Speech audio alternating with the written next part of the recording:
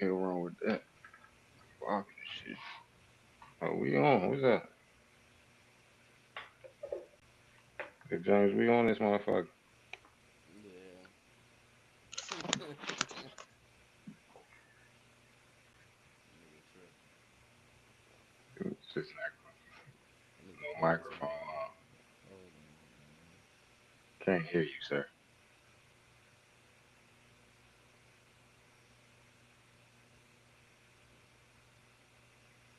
Gotta love niggas.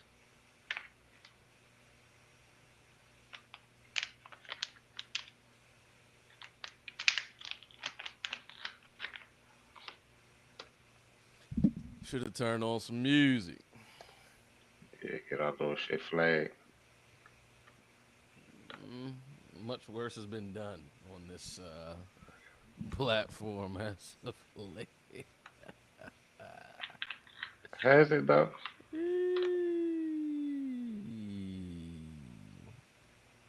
I can't call that one, James. We've been saying some stuff, but like, say something. Were we wrong in anything that we said? I got a song in my head. I'm about to play it. I don't care. What song is that? But I gotta pay this man. But we gonna play it. This nigga got the speaker. Yeah.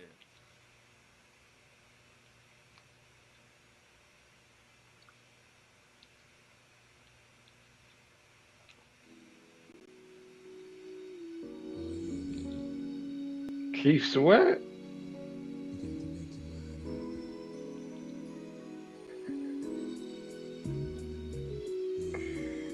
Hey, we're definitely about to get taken off live.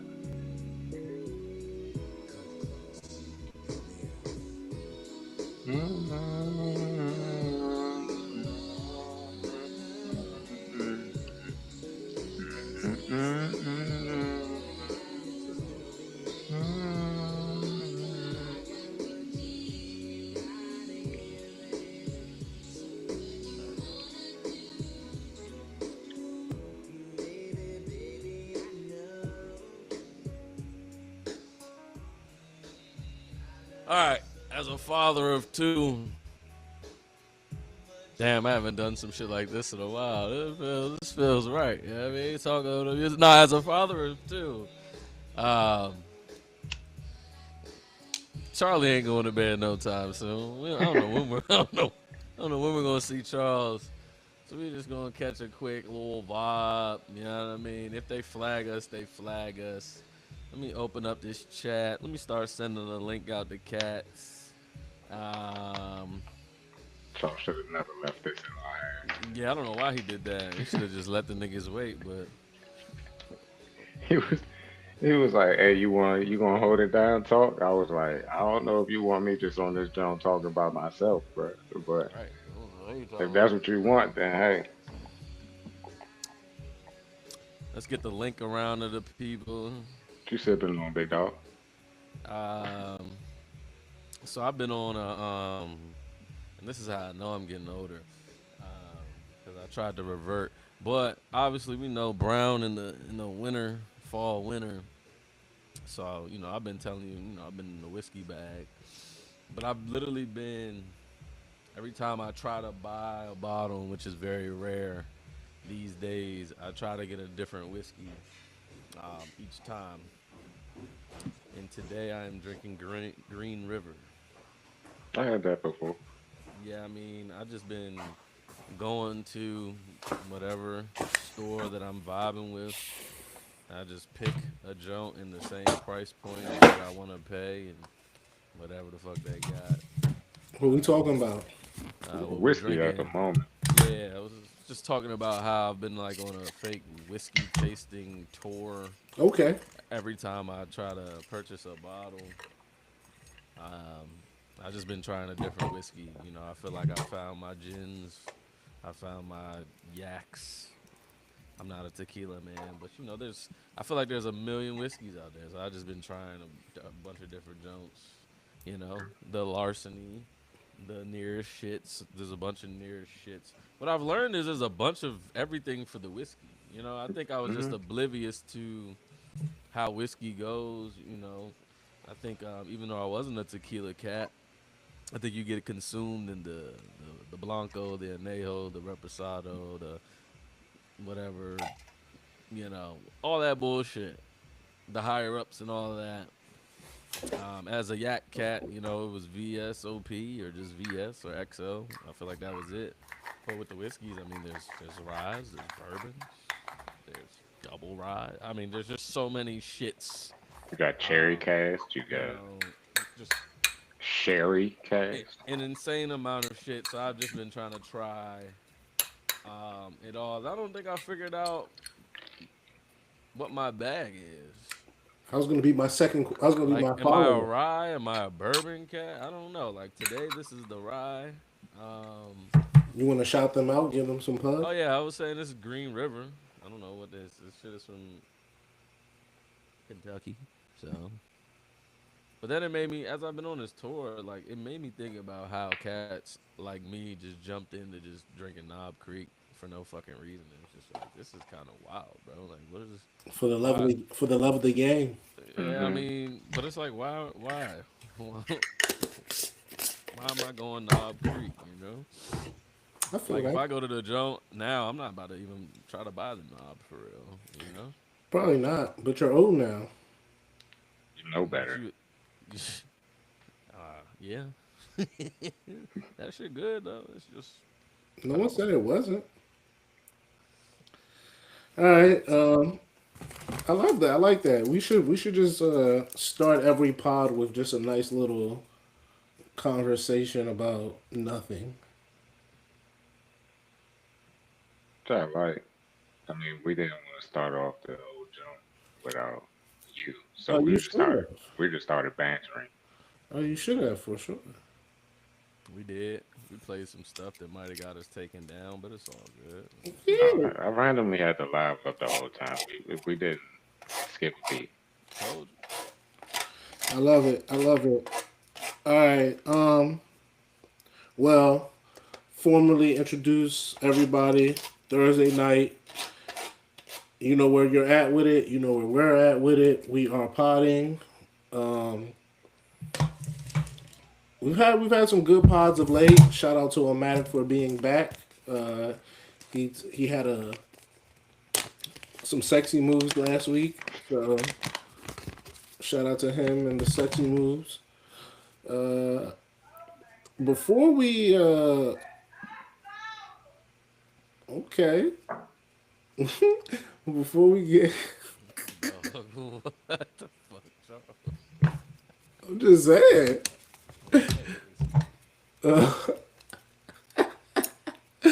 Before we get into the actual show bag, TV shows be with us, TV show. for sure, for sure. Well, like, Just okay, you know. okay. Before we get into the actual today's show bag, I just wanted to see how's everybody doing, just like from a personal standpoint. alhamdulillah, I'm doing well, brother. You know, uh, no complaints. Waiting on some news. Other than that, chilling. James, Um, life is such a crazy thing. It's never really what it seems. What does that mean? Somebody talked about day 26 in the chat that I was in, and it was just on top of my head. But no, life is life. Can't complain. Well, I mean, I could complain. The only thing I got Nobody's to gonna give a complain of, fuck though. yeah. Nobody usually does. What I have to complain about is, I guess, on a rundown. So I really don't got much. But okay. good little Thursday. The sun was out. It felt like rooftop and gin and tonics outside today. Well, Didn't okay. They was definitely outside today Well, too. then let's start there with the weather. How do you think the weather, us coming into that time of the year, is affecting things? Is it clearing the seasonal depression? Are the sundresses out? Like what's the vibe? I don't I think don't it's know about clearing seasonal everything. depression.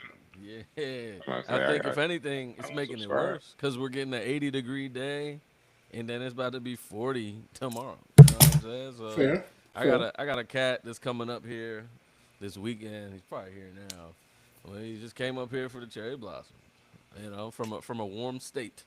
Um, and he was just like, "Oh damn, it's about to be 40 degrees. Cherry blossoms ain't blossomed yet." Like, you know what I mean? Like cats are trying to rev up, bro. It's about to be April next week, bro. We're Yeah. still in 30s, 40s, 50s type shit after having an 80-degree day today. So I mean, seasonal depression. I mean, this probably just adds to it if you're a cat that has seasonal depression.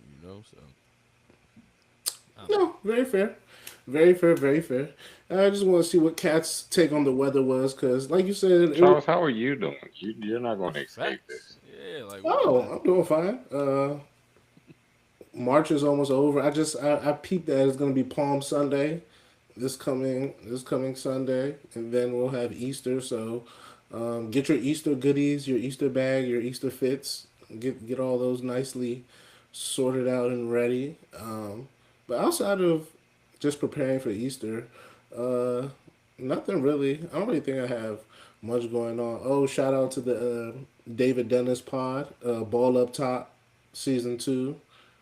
Started that. They came back. So shout out to that. Outside of that, very very humble on my end. Very very very humble vibes. All right, guys. I hate to say it with such like apathy, but it's a shit show again. It's a shit show. Iran. We are in week 4 or 5. Can't really keep up. For I think week 4. Um, because they started a week into Ramadan. So Yeah, and they start on the weekend, and that's going to be very important to this conversation piece right here that we're going to have. Um, Trump is the best liar that the world has ever seen, and his is he, or does he think he is? well, I'm going to explain why I believe him to be such. I, Okay. I say he's the best liar the world has ever seen because he knows how to lie to any and everybody about any and everything.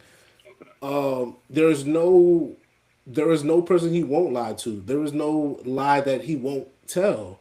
There is no He'll tell a lie and then tell another lie in minutes of telling a lie and will not bat an eye.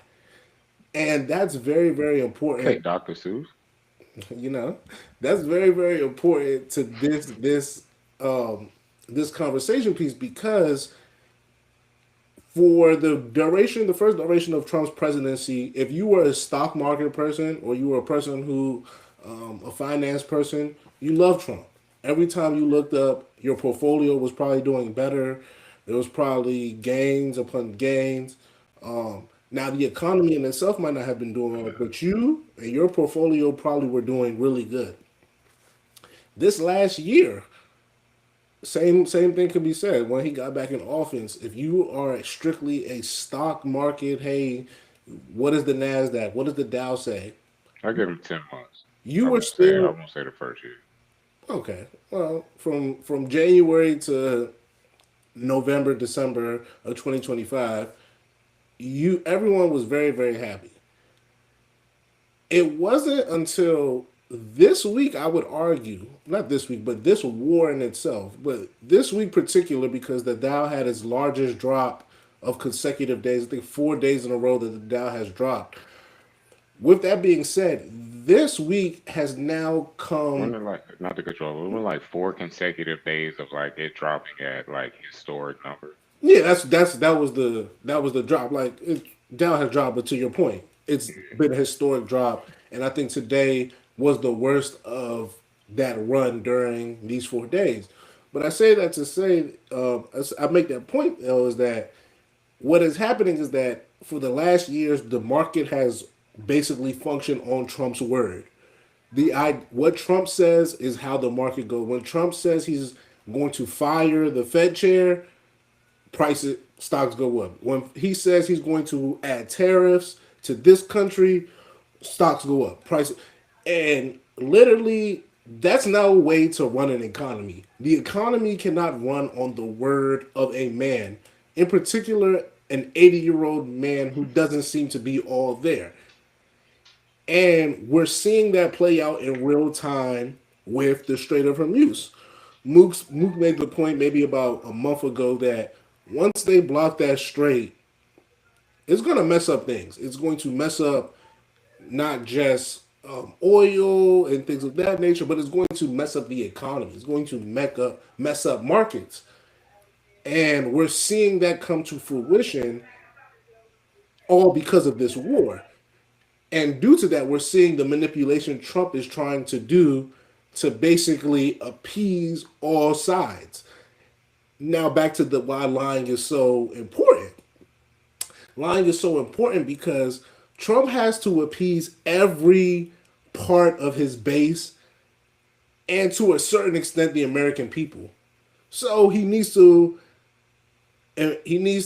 make sure Jared Kushner and what call for are good. He needs to make sure that the MAGA diehards are good.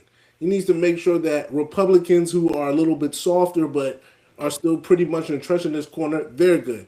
And he needs to get the general American public to be like, hey, keep going. All these things kind of need to happen for Donald Trump to be able to do what he's doing. And the only way you can do that is by lying. You can't do that no other way. You can't tell the truth to one group because if once you start telling one truth, you're gonna have to start telling all the truths. And he has mastered lying to the ultimate front. Epstein lies. Iran lies. The economy lies. His own personal life lies. Everything is a lie. And when everything is a lie, nobody actually cares for the truth. Even people, nobody cares. Nobody cares for the truth. I Trump thought you were said, pro. I thought you were pro lie, bro. and I'm glad you brought that up. I am pro lie, and this is why I am pro. Hey, I am pro Oh, life. I am pro Like, lie. what are we? How Once we again, I mad am at not each the other? president of the United States. It is not. True. It is not my job to dictate foreign policy. What my words don't dictate energy crises in Asia. We're going to have a conversation about that very soon. Though the things I lie Shit, about, and Europe. Nigga. the things I lie about have very little to no effect on the greater world. That's why the Trump shit is so fascinating. Is that everyone knows he's bro since the beginning of this week, since Monday, he has said the war is over. We said we won. He said we've won. He said they're going to stop bringing missiles. He said they're going to be a ceasefire. As soon as he said there was a ceasefire, less than 40, I think less than, like he said, 45 minutes later, Israel was bombing Iran again. This is my point is that the lying works because ultimately his agenda isn't for anybody but himself. His only agenda is for himself. That is why lying. That's why I tell people to lie because if we're going to live in a world where self is the only thing that is important, community doesn't matter, all these things, how do you take care of yourself?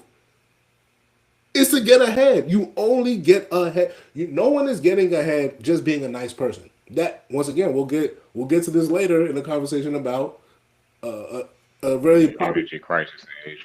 no about an interview of Oh, that nigga. a very important person in the music community. But my point being is that the lies are only the lies if you care about them, and that's probably the last point I'm gonna lying boo. Listen, Hey, Keith's funny as you know shit. what's so funny? That part, while he's right, boo.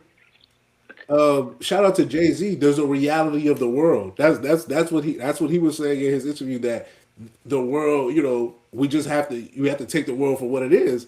And if we're gonna be honest, how do people get ahead of this world? People don't get ahead of this world by being honest and just. People get ahead of this world by lying. Tell me I'm wrong. Tell me I'm lying. If you got well, Yeah, and to achieve a certain amount of wealth, you definitely gotta stick and maneuver a certain way. And we know that those people lie. So it's just like if the shoe fits, The pretext for going to war almost every time, almost any time in the world, is because people have to lie. Governments have to lie to citizens to get them to be able to send their children to slaughter. That yeah, need at least 51% for you sure. you you you don't. How many people are willing to be like, yeah, send my cousin, send my brother, send my father to war off of things that aren't lies? People believe weapons of mass destruction. This Keith, my bad, Chuck. Keith, we won't get to that last thing you just said in the chat when we get to the actual Jay Z conversation. Okay, well that's beautiful. See, that's beautiful. But my point, just regarding Trump, is that listen, while no one likes it, I'm not a big fan. The truth of the matter is that he has the blueprint down pat. He's done ultimately what everyone claims they don't want a politician to do, and he's become the president twice, doing literally things everyone said that they claim they don't want politicians to do. I feel that. But at the same time, though, bro, like, granted, he is lying, but I don't think he's good at lying. Like, this last go around, okay, like, yes, he's a good liar. We know that. Like, I'll give you that, but I don't think it's working in his favor the way it's like Maybe not. most people perceive it to, because like there's no reason for you to have to. If your lie worked the first time, there's no reason for you to compound another lie 5 minutes later in the same press conference. Lying only matters if you To get. the same, hold on, though, Chuck. To the same question, just asked differently. You But know what I'm saying? lying only matters if the audience cares. Like that's the truth. Like if the audience does not hold you accountable or see any issue with it, ultimately the truth. Once again, it's like the idea of what's the truth. The Yeah, truth cause like is how can you say we won the war, but the same day you say we won the war, 5,000 troops got approved to go to the Middle East? you know what I'm saying? Like, and you know what? That's a great point that Keys made. Grab her by the pussy, and him still being able to become not just a figurehead, but the figurehead of a nation is enough to tell you that no one was actually ever serious about any sort of decorum, No. presidential behavior, and all of that was fodder and talking points to get you, and I mean you, the citizen, is to get you to behave and acquiesce to a certain level of behavior. But that actually being something that is pertinent or affects us, all lies. But like I said, Iran war, we could. This is my favorite subject because I feel as though it's the one subject we could actually talk about in depth every time we come on here. But those vibes are very, very low. So we're gonna slightly transition. Unless you're me, because I said we was gonna spank them boys. And yes, I said we. So you know what? Before I even move forward, let's tackle that we. So in the war, because I've been seeing a lot of people talk about like U.S. like have U.S. pride stuff like that. You just made a very, I wouldn't say you made a very strong comment. You said we, and when you said we, you talked about yourself as being part of the Iranian people. Why do you feel in that sense some connection towards them? And then secondly, do you think that makes you not a traitor, but do you think that makes you against the United States, your country, your home, all that good stuff? No, not at all. For one, it's written in the it's written in a lot of places. Keisha or Larry's. Um, I'm rooting for the good guys, brother. But it's like it's written to say like we're supposed to root against foreign and domestic interests that go against the United States government. APAC is a foreign governing body. As much as people don't want to say it is, and they control the United States government. And they are the people that issue the wording and all of this stuff that go towards what this war is. They control a lot of the governing. A lot of people in government with control over certain constituents. So when it comes to all of that, it's just like, bro, I'm siding with the people that are not working with. terrorists, to say the least. Like ever since October 7th, I feel like Israel has showed us that they're terrorists. Like it's trying to expand their borders into whether it be Lebanon, like we see now, taking over Gaza and the West Bank. You know what I'm saying? And then trying to further their borders, like into Iran and Iraq and the Middle East. So it's just like yeah, and then obviously Iran is a Muslim nation. Like I'm a Muslim man, and it's just like they're fighting against oppression. Like like and in Islam, the first Qibla, which is like the direction which we pray towards Al Aqsa, which is in Palestine. Like every time you see a picture of Israel, and they show that structure with the golden dome on top, that's Masjid Al Aqsa, and it's like it's a compound though. So it's just like the dome with the rock. That's one thing, and then the actual Masjid Al Aqsa is another figure that looks just like that. But all the whole compound is like an Islamic worship center, and then like you have a piece of it outside where a Muslim ruler of Constantinople at the time.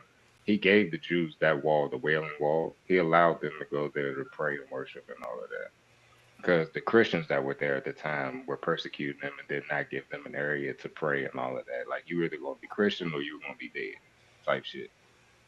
And so just like yeah, so like I always root for the oppressed people. I'm always here for the oppressed.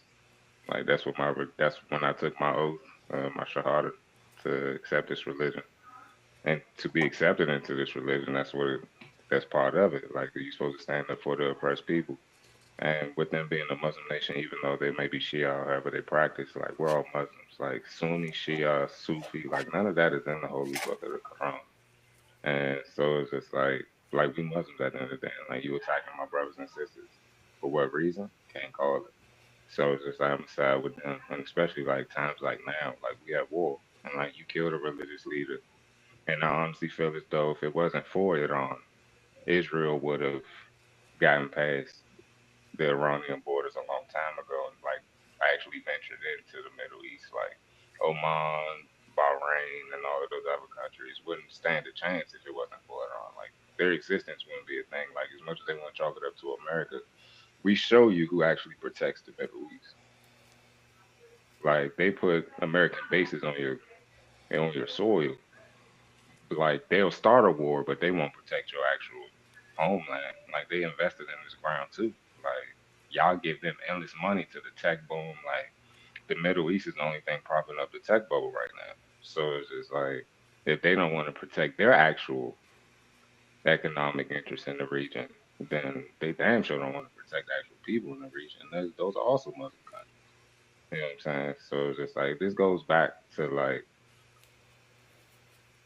with me, it go back to 1948 and then 1953 when they Muhammad Mossadegh was taken out of office. You know what I'm saying? And then they put in Shah of Iran, and then they got the Shah of Iran out of there, and then like that's when we hear all the propaganda about Iran and all of that. So it's just like yeah, I actually went back and did my homework and learned about the Ayatollahs and all of that. So it's just like yeah, bro, like the propaganda that comes with Iran is not what it's painted out to be. So it's just like yeah. But once again, it just like come down to me just being a Muslim man for real, bro. Like I'm not here with the spread of oppression and capitalism and all this other shit that they trying to do because it hasn't helped society in any way. And I honestly feel like the Western world is on the verge of collapsing because of what they propped their like what they built their foundation upon. Like I don't think it's a stable one. So what we witnessing now is just in a way a correction. I don't know, man. They've been going for about 1,000 years. Yeah, yeah, that's cool. The Byzantine Empire collapsed, the Persian Empire collapsed, the Ottoman Empire collapsed, like all Roman Empire collapsed. The Americans were just trying to, the Western world was just trying to create the Roman Empire again. Rome collapsed. Wasn't built in a day, but it damn sure collapsed almost in a day. So it's cool. No, I feel that. I mean, hey, that I guess that definitely explains the interest. Omatic, you about to say something? No, it wasn't. No, I mean, I just thought. Listen, you looking like you was about to. And they show who hold the purse strings of the world, bro. They close the Strait of Hormuz, and then if um, uh, Yemen with the Houthis shut down their main pipeline, that also chalks issues in another 15-20% of goods to the world, not just the United States or Southern Asia or Europe. It's just like, bro, like, okay, Middle East got this, bro. So y- y'all got it. Like y'all can act like you don't want to, but it's just like Iran doesn't have to throw another bomb towards Israel. They can choke out the Western world. Like we can literally starve. Niggas Yeah. 401ks and all of their savings and all that shit, bro. That shit will be gone in 2 weeks if Iran and all them niggas really had their way. Yeah, they said fertilizer's about to go crazy. You Food know what I'm prices are saying? about to jump. Like we don't get none of those goods from America, bro. Like we don't have no farmers. He was about to say, niggas said they know he's about to say something. Don't lie. All right, all right. That was a little diversion, but you said something. I had to get that answer. Um, we moved to the oil shortages that are taking place around the world, and I hate to be this guy, but we definitely said Keisha 401k not gone yet, but it definitely could be. Just don't check it, bro. Just don't check. I'm not checking shit, bro. I swear I'm not, bro. I'm not even gonna get mad, bro. Fuck it. like I said, oil shortages have now hit the world around the world. This is from an article in the BBC. A trio of European energy CEOs Hey have Charles, what the dollar propped up at? the dollar oil. Okay. I was like, is that a trick question? I was like, no, Mm. because we talked about this. I'm sorry. He has warned over energy supplies amid the ongoing conflict in Iran. Amid volatile trade, crude prices have surged around 40% in recent weeks. A barrel is approaching $120, and concerns over potential lack of supply. Those concerns have been felt already in Asia. The Philippines have already energy emergency. South Korea is preparing for worst case scenarios. Japan's Prime Minister Takachi has asked the International Energy Agency to consider an additional release from global crude stockpiles, with the global energy watchdog having already coordinated the release of 400 million barrels. South Asia was first to get the brunt. That's moved to Southeast Asia, Northeast Asia, and more so into Europe as we get into April. This was what the Shell CEO had said. As someone who USO, get your stock advice from Keisha, y'all. As the Shell CEO has said, this has ramaged. This oil crisis has already ravaged Asia. We said, the Philippines and Korea, but there is a list of 10 countries that have already put in government energy and oil saving measures. We've seen the crisis in India and Pakistan as well. This is the part that I Two think, countries that drill oil. yeah, this is the part where I think things actually start to get interesting. And when I mean interesting, deadly, essentially. Once people start, once everyday's people lives who aren't directly connected to this war lives start being affected, I wonder how that changes people's uh people's feelings towards what is going on. Mook made it very clear whose side he was on. I don't think most people feel as strongly in either direction. I would argue that a good majority of people are kind of like, not my business, not in it, don't care. And that sounds good when you're not directly affected or even indirectly affected. But once you start having to ration oil, once you start having, once you cannot use your air conditioner, once you're told that you cannot go to work and you have to do this from home and things of that nature, you start to feel a little bit stronger about who's right and who is wrong. And I wonder, and I put this in the doc as far as the question goes, basically, how does this end, or who folds first? Is it Trump and Israel? Is it the world as a larger entity? I'm talking about Asia, Russia, China, Europe, other places like that, or does Iran, for whatever reason, say, "All right, enough is enough"? Who ultimately, in my estimation, this game of thirds, who holds the most cards? I know who I think does, but I wonder what you guys think. Iran holds the most cards. They hold the vessel to which goes to the rest of the world. Like it's literally the jugular vein. Like this world doesn't move without oil. If you are a enemy of the Iran, which is U.S., Israel, and anybody else that aligns with them and their views on this war, you don't get a ship through, my nigga. Like, and they've made that very clear. And then even the people that they are letting move through, you gotta pay a tax of 2 million. Well, that's to me, I think that is the one thing that makes this all interesting. So the Strait of Hormuz isn't closed. Mm-mm. It's not closed.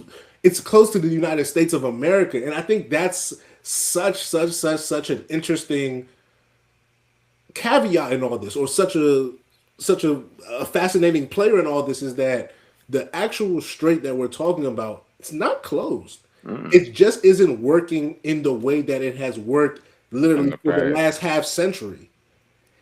And not even that the strait is closed, is that they're letting people through, but they're only letting people through. This is by reports. I don't know if this is official or not, but reports are if they pay in yuan. like this, you can't pay an American dollar.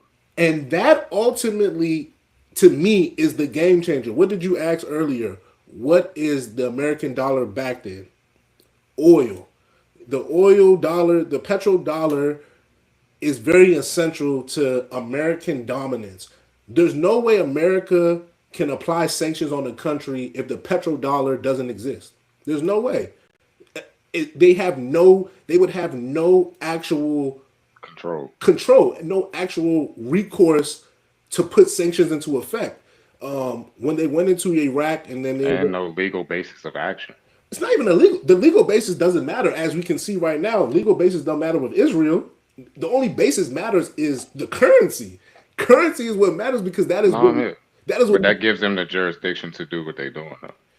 the power. I want to say jurisdiction because jurisdiction I'm just giving solidifies. you legal. I'm just giving you legal terms, Charles. Well, but that's what I'm saying. Jurisdiction solidifies some sort of actual, legal but this is No, not a no. legal thing. This is a financial pressure that But it's the oil though. But ever since that Aramco deal that I told you about, like the whole bricks, like when they yeah. bought off and like all that shit, like the wording of that contract allowed it so it's like any oil deal had to be done in the U.S. currency. If it was, then they can place sanctions. If it wasn't, then they Well, had to find another legal well basis they've to been place placing sanctions on well said country. they've been placing sanctions on Russia all up until what? Bricks. Until no, until this last week. They just let go of the sanctions so that Russia could sell oil to European markets. What there was a story about India wanting to buy oil from Russia, and Russia upmarking the oil because for the last 4 years, the BRICS situation you talked about, Israel, I'm sorry, India hasn't bought actual oil from Russia. They Due, buy it through Venezuela. yes, but or they buy it through other channels that the Americans have deemed fair. Due to sanctions on Russia, India has been pressured. Not that they can buy it, but if they buy it, America has said we're not going to allow you into certain things. So that's why I'm saying the financial pressure is a very real thing, but it's not in the same sense of, oh, we actually have control of you. It's well, if we don't have control of you, what are you going to do? It's Facts. it's it's to your and to be fair to you, you're not wrong. That is what the act that is how they use that power. They use that petrodollar to have the ultimate jurisdiction over people. But as we've seen with Iran, that power only lasts as long as you allow it to. Because just think about how much, like we talked about last episode, how much shit they've done under sanctions already. Like, Very bro, much. we've been buying and we've been using our money won for at least 40 years.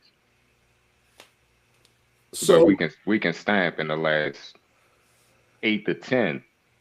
They probably what 10 to 20x how much won they were spending just on defense systems and missiles and all this extra shit. The infrared technology we was talking about in the chat, China, yeah, yeah. I mean, listen, come on, fool. as like I said, as the world evolves, new markets come about.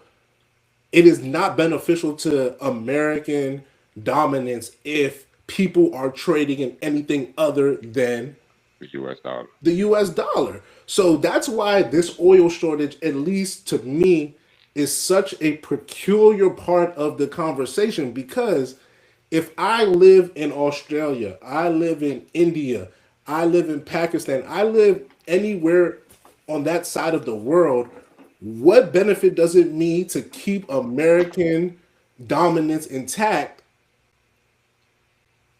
for other than some idea of get America protecting me? And to Mook's point, they've shown in the last month that they won't actually protect you.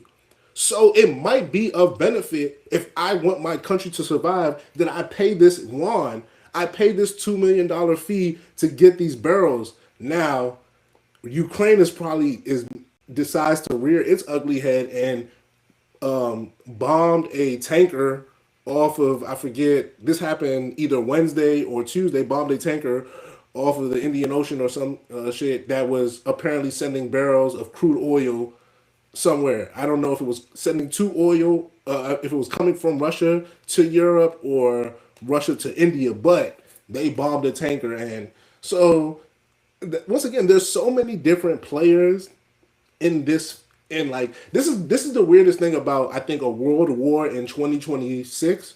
Like we currently have a world war because we have multiple countries, I would argue on multiple continents, fighting, if not directly, indirectly each other for each other's reasons. Like Ukraine bombing a tanker, an Iranian tanker, would put them in my opinion in direct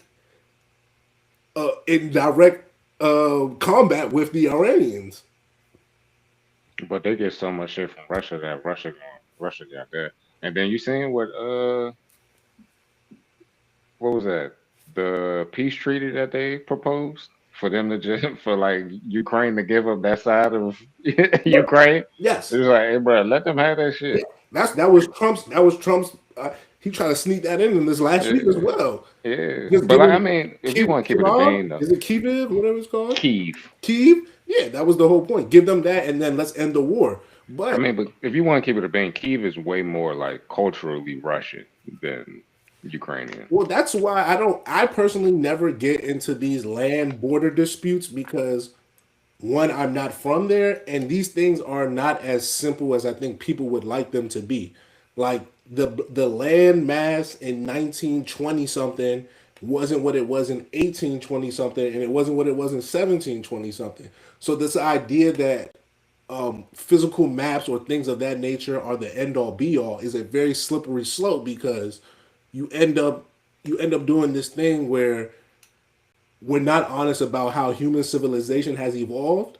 Like for a long time, we conquer, people get conquered, and then yours becomes mine.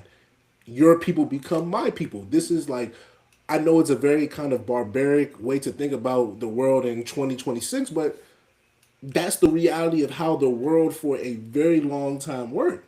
Then we decided as a collective, the world, that we don't want that no more. We don't want people to just be able to run into people's homes and take the and display. We said like, hey, we To should rape stop. and pillage. Yeah, we said we should stop that. Then we tried something called the League of Nations. It didn't really work. We had a world war. We tried to like we had a world war. Then we had this League of Nations thing. It didn't really work. So we said, you know, hey, hey, hey, there was another world war, and then everyone came together and was like, we really should do something about it. So then they did this thing called the United Nations, and slowly but surely Which is just America, UK, and Israel. for the next 30 years, the world got decolonized. Like that's something that I think people once again, whether fair or not, life history has a timeline. I don't make the timeline. The United Nations were created in 1944-45. The first sub-Saharan African continent was freed in 1952. The last one was freed in 1975, I believe. So 7 years after the creation of the United Nations, every 54 nation, 53, because every nation was colonized but Eritrea, decolonized from European colonizers. That But I would say they did that to take the notice off the very one that they were chose to colonize one, at that very specific moment.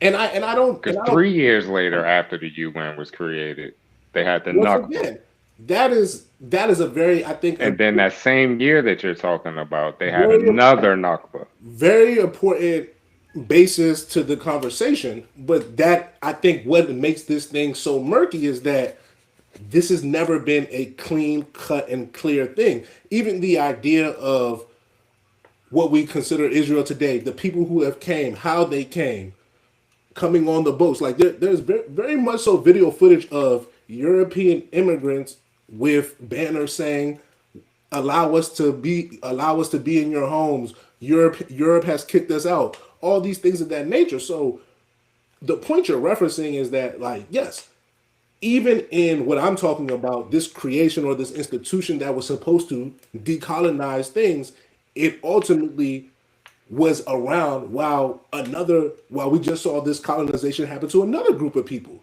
So how can, and I don't think that part is wrong, but this is one of those things where I hate to say it, we have to do a percentage game.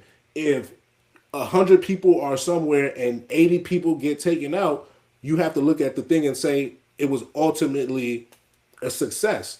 Now, do you have to believe that how it was done was a success?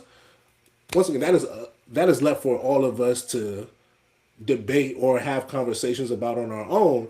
But I think it's, as of today, the UN has probably run its course. Like, there's no way that it can do what it's supposed to do in this big year 2026 with the way the world functions and the way other things, and the way the reality of the things on the ground, the issues are on the ground. But I think ultimately you have to acknowledge what did happen with it. So to your point, we have to acknowledge that the UN stood by as the people of Palestine were virtually wiped off of the map for the last 75 years. That has to be part of the legacy just as much it is helping decolonize much of the world, Asia, Africa, and South America from European colonization. So, And they were never allowed to be a part of the UN. They're only observers. well, most people, like, the UN just ratified whatever the UN defense in like 1989. They just started allowing outside countries, outside of like 10 countries, to vote on UN security measures. Like, I'm talking about within the last decade or so. So your ultimate point, I think, isn't just about the Palestinians, but generally all groups of people that came from this decolonization. So, like I said, the UN ultimately has its flaws, but I think for what it was set up for at the time, it helped do what it did. Like, the world, almost all of the world as we know it was colonized in 1944. After the creation of the UN, all of sub-Saharan Africa, all of Asia, French. and almost all of the South American countries became decolonized. So everywhere but the places that UK and America had foothold. Yeah, like, there were places in North Africa that weren't, They were French. but like I said, that's Morocco, Tunis, and those places. all of Algeria. that good stuff. But yes, that's our foreign not shout So out. if you were French and Spanish, you had to get the fuck out of Africa. Well, yeah, the That's English. basically what you said. And if you were in South Asia, if Well, you the were Spanish, Spanish, have been out for a while, but like the English, once again, Kenya, Nigeria, all but I of mean, them. they used to group the Portuguese in with the Spanish back then. So But there's only like one Portuguese, or there's only like two non-English or French-speaking African nations. I think one is on the West Coast, and I think one is on the East. Like the majority of the continent for the most of the 20th century were your British, to your point, British and French domination. Let's Or move. Belgium, which is basically France. Yeah, they had a little run. They had a good little run. I won't fake on them. Let's move to some domestic issues. TSA. Anybody get on a flight anytime soon? Fuck no. My mother works for TSA and she's part of the union. So I was gonna. I didn't want to bring up mom because I don't. I don't like throwing my beautiful mom business out there. But how has mom been dealing with it? Is she, what's going on? Um, Alhamdulillah. Of course, she's been stressed, but she's been managing and handling it the best way she could for sure, for sure. Her biggest worry is trying to get people to like not quit, bro. So Like, I saw. No, keep talking. But I saw a crazy stat I wanted to bring up about people quitting. yeah, so like trying to get people to not quit, trying to get people to actually stay engaged in their job and shit. Because it's like it's kind of hard for you to be like, oh yeah, I want you to continue to do your job, but whole time you got an ICE agent that's 2 feet behind you, not getting paid, and also like looking over your shoulder to make sure you do your job right or the way you're supposed to do your job. And they're not trained on how to do your job. Like, you know what I'm saying? Like a couple episodes ago, we talked about how like ICE training went from like Yeah. almost a week to like 2 days. So it's just like these young men are not prepared to do identification checks and all of this type of stuff that they actually do at the airport. So it's like, try and work between them, coordinate between the two people. Certain union heads feel like they shouldn't be working with them. Like some feel like they should because it's all DHS, but then some people like if we under DHS, how come we not getting paid? How come we not under the same scale as other government or agencies and organizations? So it's just like it's a lot of shit. I honestly feel like Trump is about to have a vicious lawsuit on their hands. And Ooh. like I hit the chat and I was like, pilots about to strike next. And then literally I say that. And then people was talking about they about to start shutting down motherfucking airports. Yeah. So it's just like, yeah, bro, like shit is getting hectic. But like at the same time, I feel like this is all a trickle down effect. Like they shut down the Strait of Hormuz. Like you're not getting oil. Only certain places getting oil. Oil prices high. Like I do logistics, my nigga. Like everything takes gas. Like you know what I'm saying? Like we're losing drivers calling out of work and shit because it's just like, bro, I'm not driving from where I work Hmm. to Herndon, Virginia to deliver fucking 4 rivets. Like something that costs $3.27, not even a gallon of gas. You know what I'm saying? So it's just like if that's the case, and then you fly on a big ass plane in the air, and then you got hydraulic fluid that go on top of that. You got to keep the plane moisturized, and that altitude that costs oil. You know what I'm saying? Like you gotta keep seats moisturized and all that shit in the altitude. That costs oil. Like everything that goes into a plane, like son, it costs more. It's more oil in on the motherfucking plane than it costs to actually get that bitch in the sky. So it's just like you know what I'm saying. So it's just like bro, like this oil shit is real life detriment to. I don't think people really know what it is. Like we doing this on Wi-Fi and all that shit, but all this shit take oil. Like to make our phones, to make this plastic and all that. This shit is all oil, cuz. So it's just like your everyday life is surrounded by crude oil, my nigga. So it's like and all that shit happening. And I really felt like, and as a person in logistics doing shit that like shipping shit and all that, I was like, bro, like we about to take a vicious hit, and we have like my workload from Monday to today has dropped drastically. Like, like I would say the money we lost but like it's a redundant. But it's like at the end of the day, it's just like if you honestly paid attention to the economics and what shit was going on, like with the war and all that, and stop thinking like America's this big superpower, then yeah. But then at the same time, you saw my oil reserves earlier. The most high top countries in the world, it takes 90 days for you to get that reserve oil. Yeah. They So said they said in most places they have about 30. They have about 30 to 120 days to get it for most places. yeah, That's why they're sounding the alarm now so that the yeah, citizens can be prepared for what may be to come. Like I, yeah. I said it a long time ago that it's not going to happen now. It's going to happen towards the summer. That like, hey, Hmm. your energy, the war might not. I say, how does it affect Americans? I say, hey, it might not affect you now, but in a couple of months when your energy bill and things of that nature are high, then it will. And like bro. I And said, 2 weeks ago, gas was 350. yeah, I saw a premium. I asked Omatic today randomly. I was like, how much did you see for gas? And he said 519 somewhere for premium.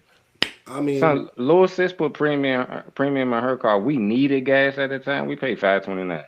yeah, I believe it, and I think once again from the gas, the TSA stat I was looking for, more than 480 TSA officers have quit since the partial shutdown began, and more than 3,000 called out on Tuesday, according to DHS.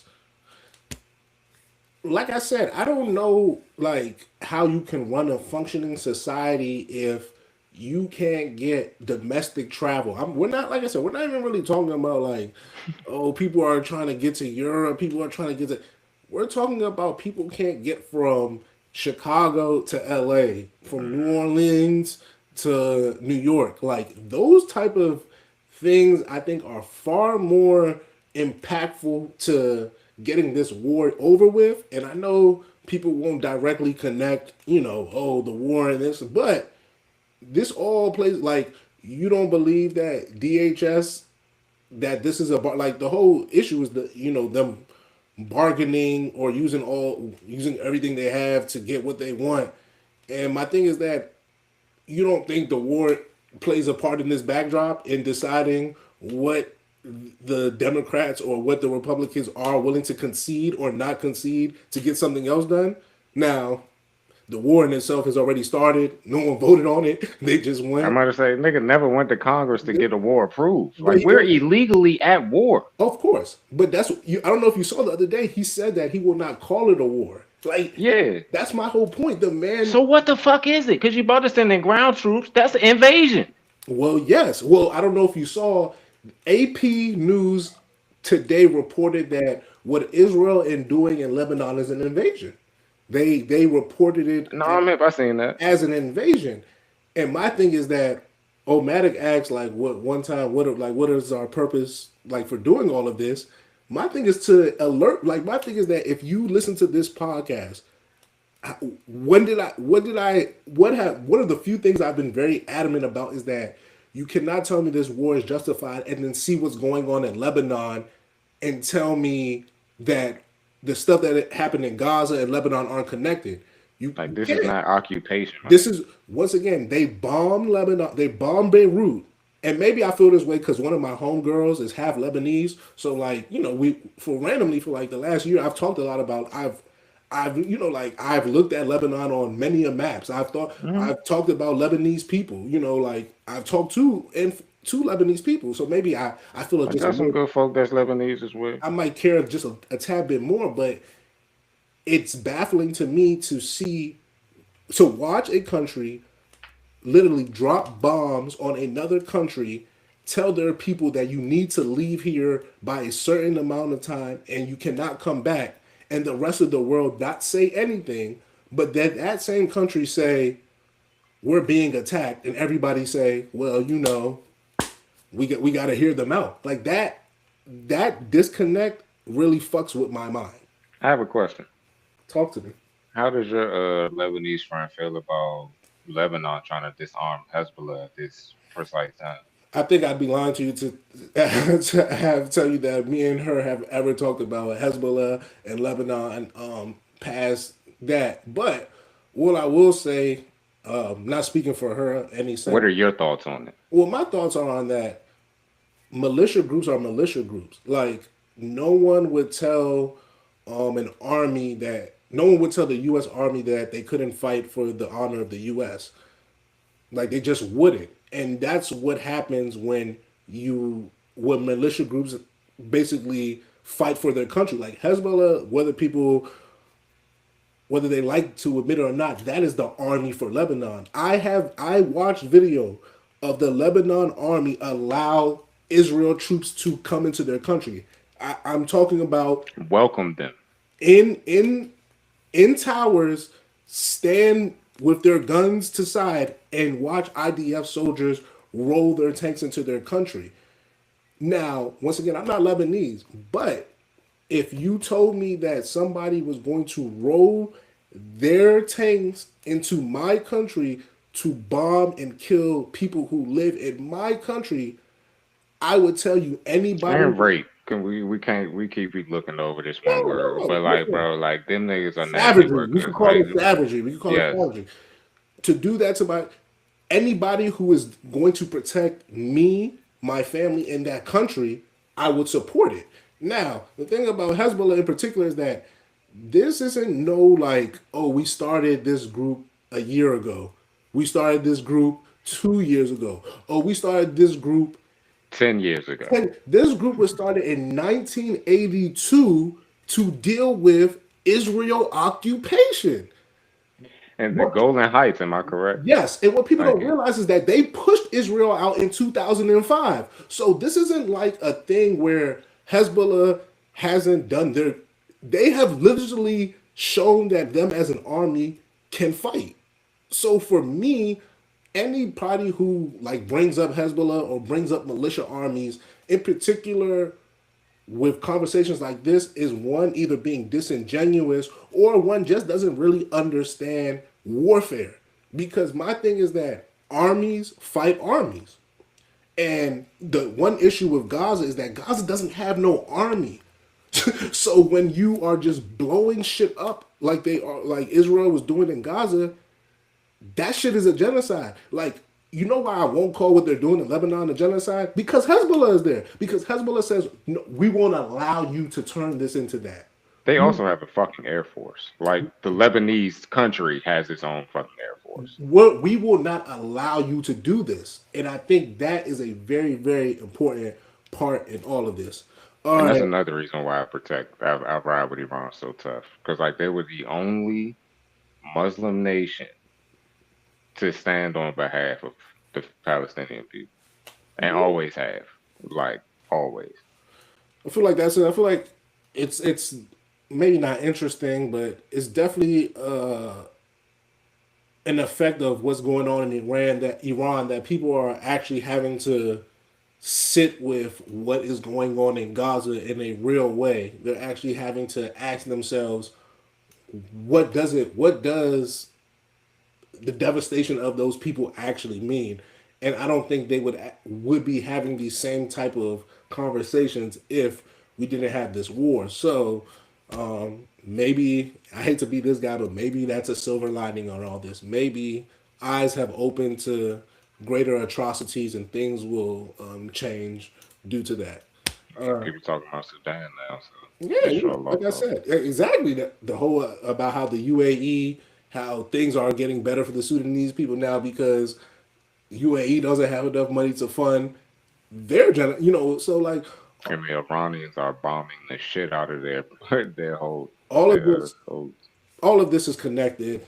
I want people to realize that. I know we were talking about TSA and that, but I just think that there's no way to disconnect the world we live in. To Mook's point, all that oil, all the stuff that's happening in the Middle East with gas and oil is directly affecting TSA and DHS and your travel time and your summer plans and your, like, so a little war, shit, your weekend plans, nigga. I heard seen a couple people complain about the pump. Nigga said we got drinks inside. like your war that you don't care about has ultimately come to bite you at the pump. So, Omatic said something I thought was very important when this all started. Pray for the troops. Because, like, I think that's a very big thing. Like, to Mook's point, they're talking about a ground invasion. And it always dawns on me that people have to die. Like, this idea of, like, your rights, they protect your rights. It sounds good and all, but, like, somebody has to pay. And people have to pay with their lives. And that's not no small, especially when it's not warranted. You know what I'm saying? Like that's a little wild to me. But Freedom not free, and that's why I try to tell y'all at the beginning, bro. Like you strike Iran, they're gonna see this as jihad, like an actual religious war. Like they're gonna see this as you're attacking Islam, not them itself. Especially with the propaganda that the U.S. loves putting out, Islamophobia. But let's go, Charles. Move on to sports. We've been here for an hour. I'm about to say he was getting in. I want to do. Well, Matic, let the people know we done with politics. We on the sports. oh yeah, I was gonna. Oh, actually, Jay Z, but I was gonna say the AI models. They were doing something about AI teachers. I'm waiting for more information on that because we gotta have that convo. That was a very interesting convo that I saw. Melania Trump brought out AI teachers and is trying to. Nigga, who? Melania Trump, first. Did she go to school? I don't know. That's a good question. You should find out wherever she's from. I don't know.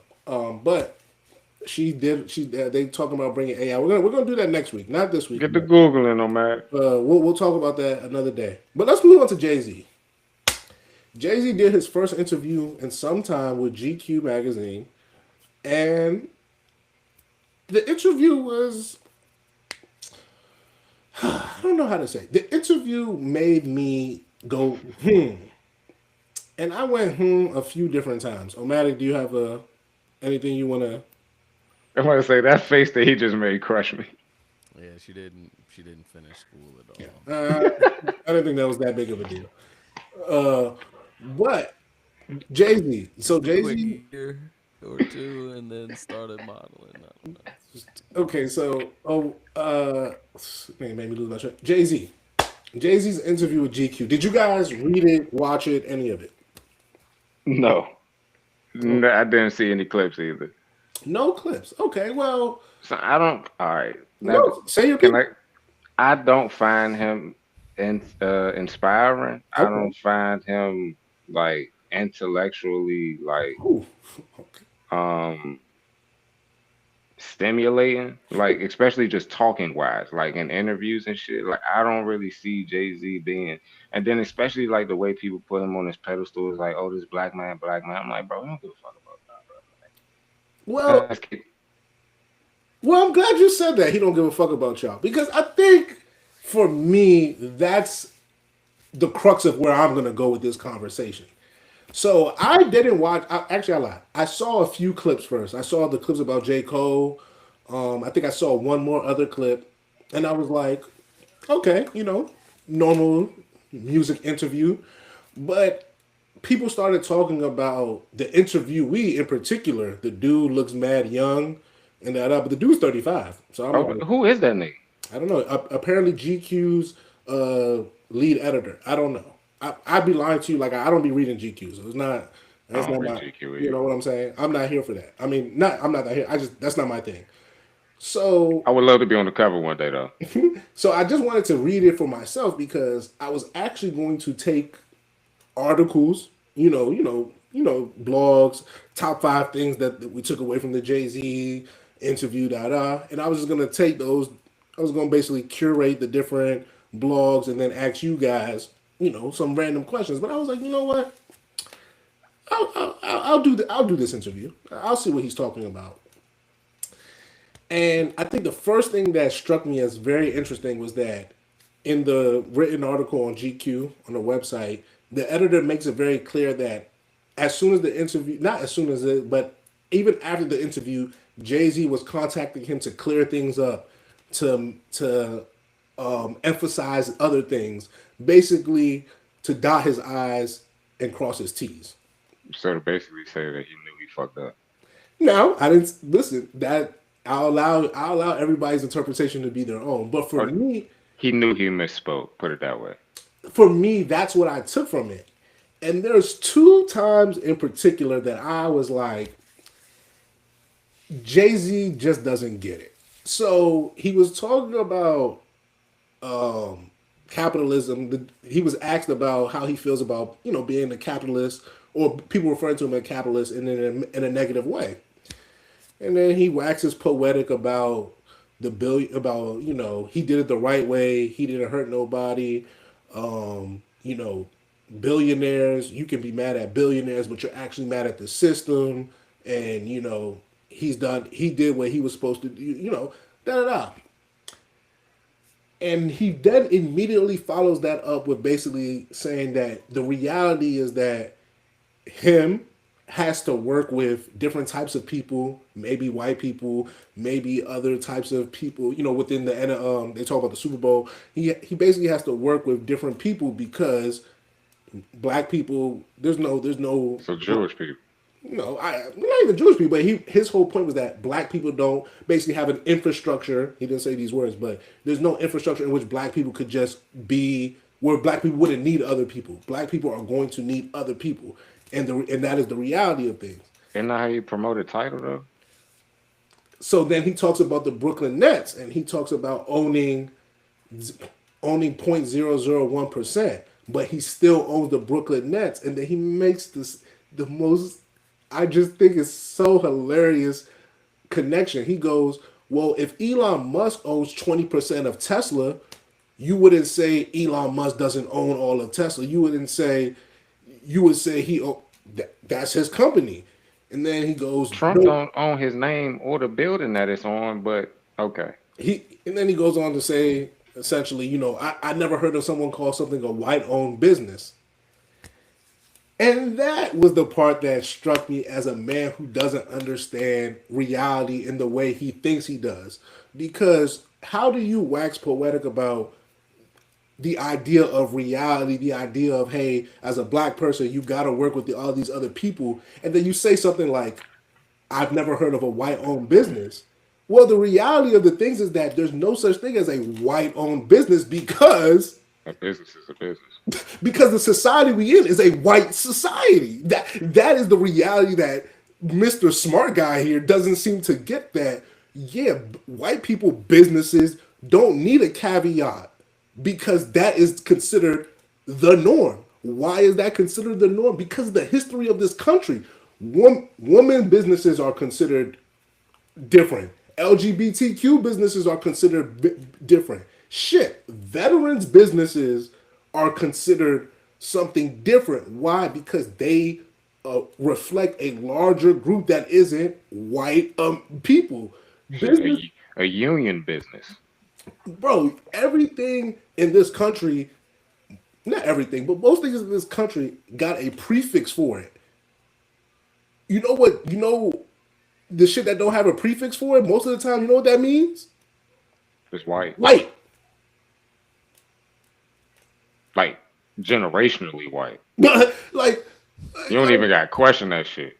so like this like sometimes cats say stuff and I'm like, so what reality do you live in? Because you don't live in the same reality that I live in. Like that's just not the world. What do you have to say, Omatic? Because you're itching to get in there. Um, I don't have anything truly. It's just funny. I didn't know that he said that. Um, That's not even there's some not. of the worst shit he said. So I've been told. Well, what's funny to me as a borderline fan of Sister Girls, his wife's sister, which is like probably one of the top Sister Girls ever, has Stop an calling her that. has an interlude on her first album. On the interlude is her mother talking. So this is now Sean Carter's mother-in-law talking about how white people were talking about there's a Black History Month, we don't have a White History Month. Like there's a whole interlude of his mother-in-law saying this. So it's funny to me that he's now saying, Well, that's the thing. I think there's a for listen. I think that that's funny to me. I don't know. Jay Z, his biggest issue is that there are not enough cool black billionaires. There's like seven of them in total, maybe. I don't know. Uh, That's fine. Oprah, That's Robert fine. Smith, and Jay Z, and who else? Oh, Michael Jordan.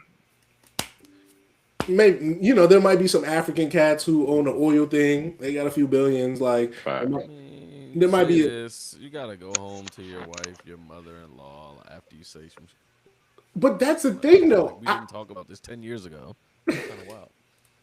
For me though, Like How much money have they made in 10 years?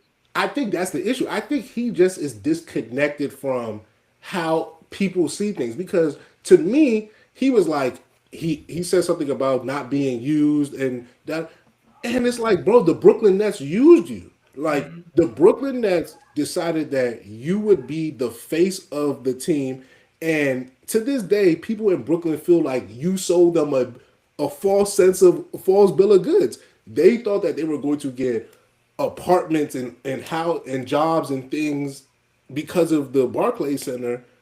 You sold your percentage or whatever, and if you've been to downtown Brooklyn or where the Barclays Center at, the people who live there, I'm gonna assume didn't live there when Jay Z was around there. Like I'm just gonna assume that the people who live by Barclays now aren't the same people who, when he was trying to get Brooklyn and the people of Brooklyn to want the team to come there, I'm gonna assume those aren't those same people. So Shit, Williamsburg. that be my thing with people like Jay Z is that you're not wrong. Jay Z isn't wrong for getting his money. Jay Z should get all the money he wants in the world. He should try to get 10 times that. But you have to stop doing this thing where everything you do is for black people, because that's not the truth. Everything you do is for Sean Carter, which is fine. That's a black man. And see, this is the issue there. Too many of these guys, because they know, because and this is where I know they're grifting. They understand that connecting themselves to the overall black experience will insulate them from certain things. So if Jay Z does a business deal that maybe if Jack Dorsey does it, people will call predatory, Jay Z might get away with it. Jay Z was trying to peddle a casino in Times Square less than 6 months ago. She got shut the fuck down. Once again, if he would have got that, more power to him. But that wasn't helping the community. He had his minions, Charlemagne out here being like, I mean, a casino might be good for a casino might be good for the neighborhood. It'll bring my nigga, my nigga. I promise you, casinos only bring money to the people who run them. That's it. Right.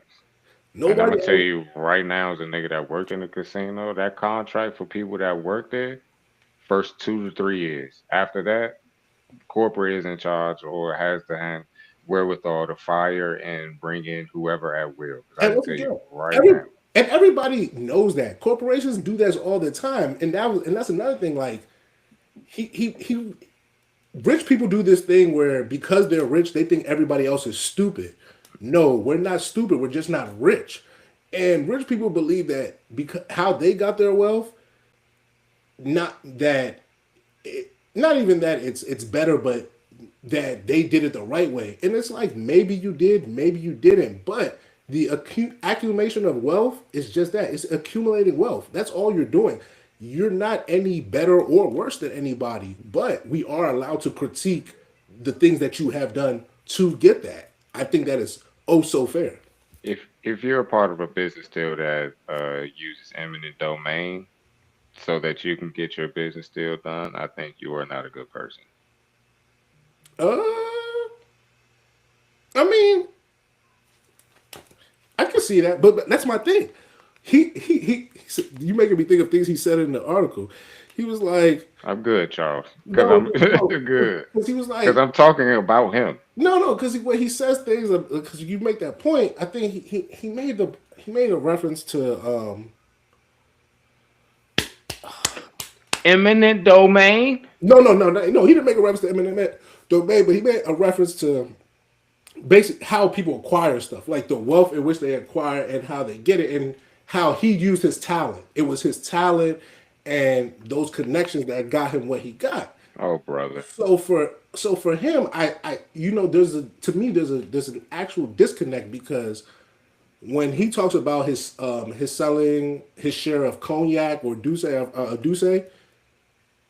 for him it is truly, yo, I did this thing for the community. Like I put us in a place where now we can say that, oh, people can do this. But the truth Yeah. is you did that for yourself. And once again, there's nothing wrong with that. Charles, he's a drug dealer. Of course he does. He sold poison to people and Bro, said, I got rich. My man's got rich. Your man did 20 years in federal prison. Granted, I love Emery. He's doing great things at Puma right now. You know what I'm saying? Alhamdulillah. You know what I'm saying? But I'm not about to sit here and be like, hey, bro, if one of y'all niggas went away for 20 years, I don't give a fuck how much money y'all came home to. I would feel so bad about that. well, Selling you know what? drugs to people and You know shit what? like You that. know what's so Selling funny? poison. He talked a lot about loyalty and about how we can outgrow if you outgrow people and stuff, it was never loyalty to begin with. I don't want. I hope I'm not getting that that part of what he said wrong. If he said that, that's bullshit. Because I don't But gotta fuck with you not to stay loyal to you. but he said something about the streets because he got accused of sexual assault last year, and he I saw that clip. He said he was heartbroken. but to your point about the streets is that he said that what he learned in the streets was we don't harm women and children, and he felt and that was kind of the reason why he was not upset, but like he felt the way because his lessons from the streets were that you don't do those type of things, so it hurt him that. And I'm like, my nigga, so then he goes on later in the interview to talk about how he has left the street and he's edited his life and things from that what he doesn't do anymore. And I'm like, my nigga, so the streets taught you this. So the streets taught you a code of loyalty and not to harm women and stuff and da da da. But also these same streets have no responsibility for your actions later. I was like, bro, you're not.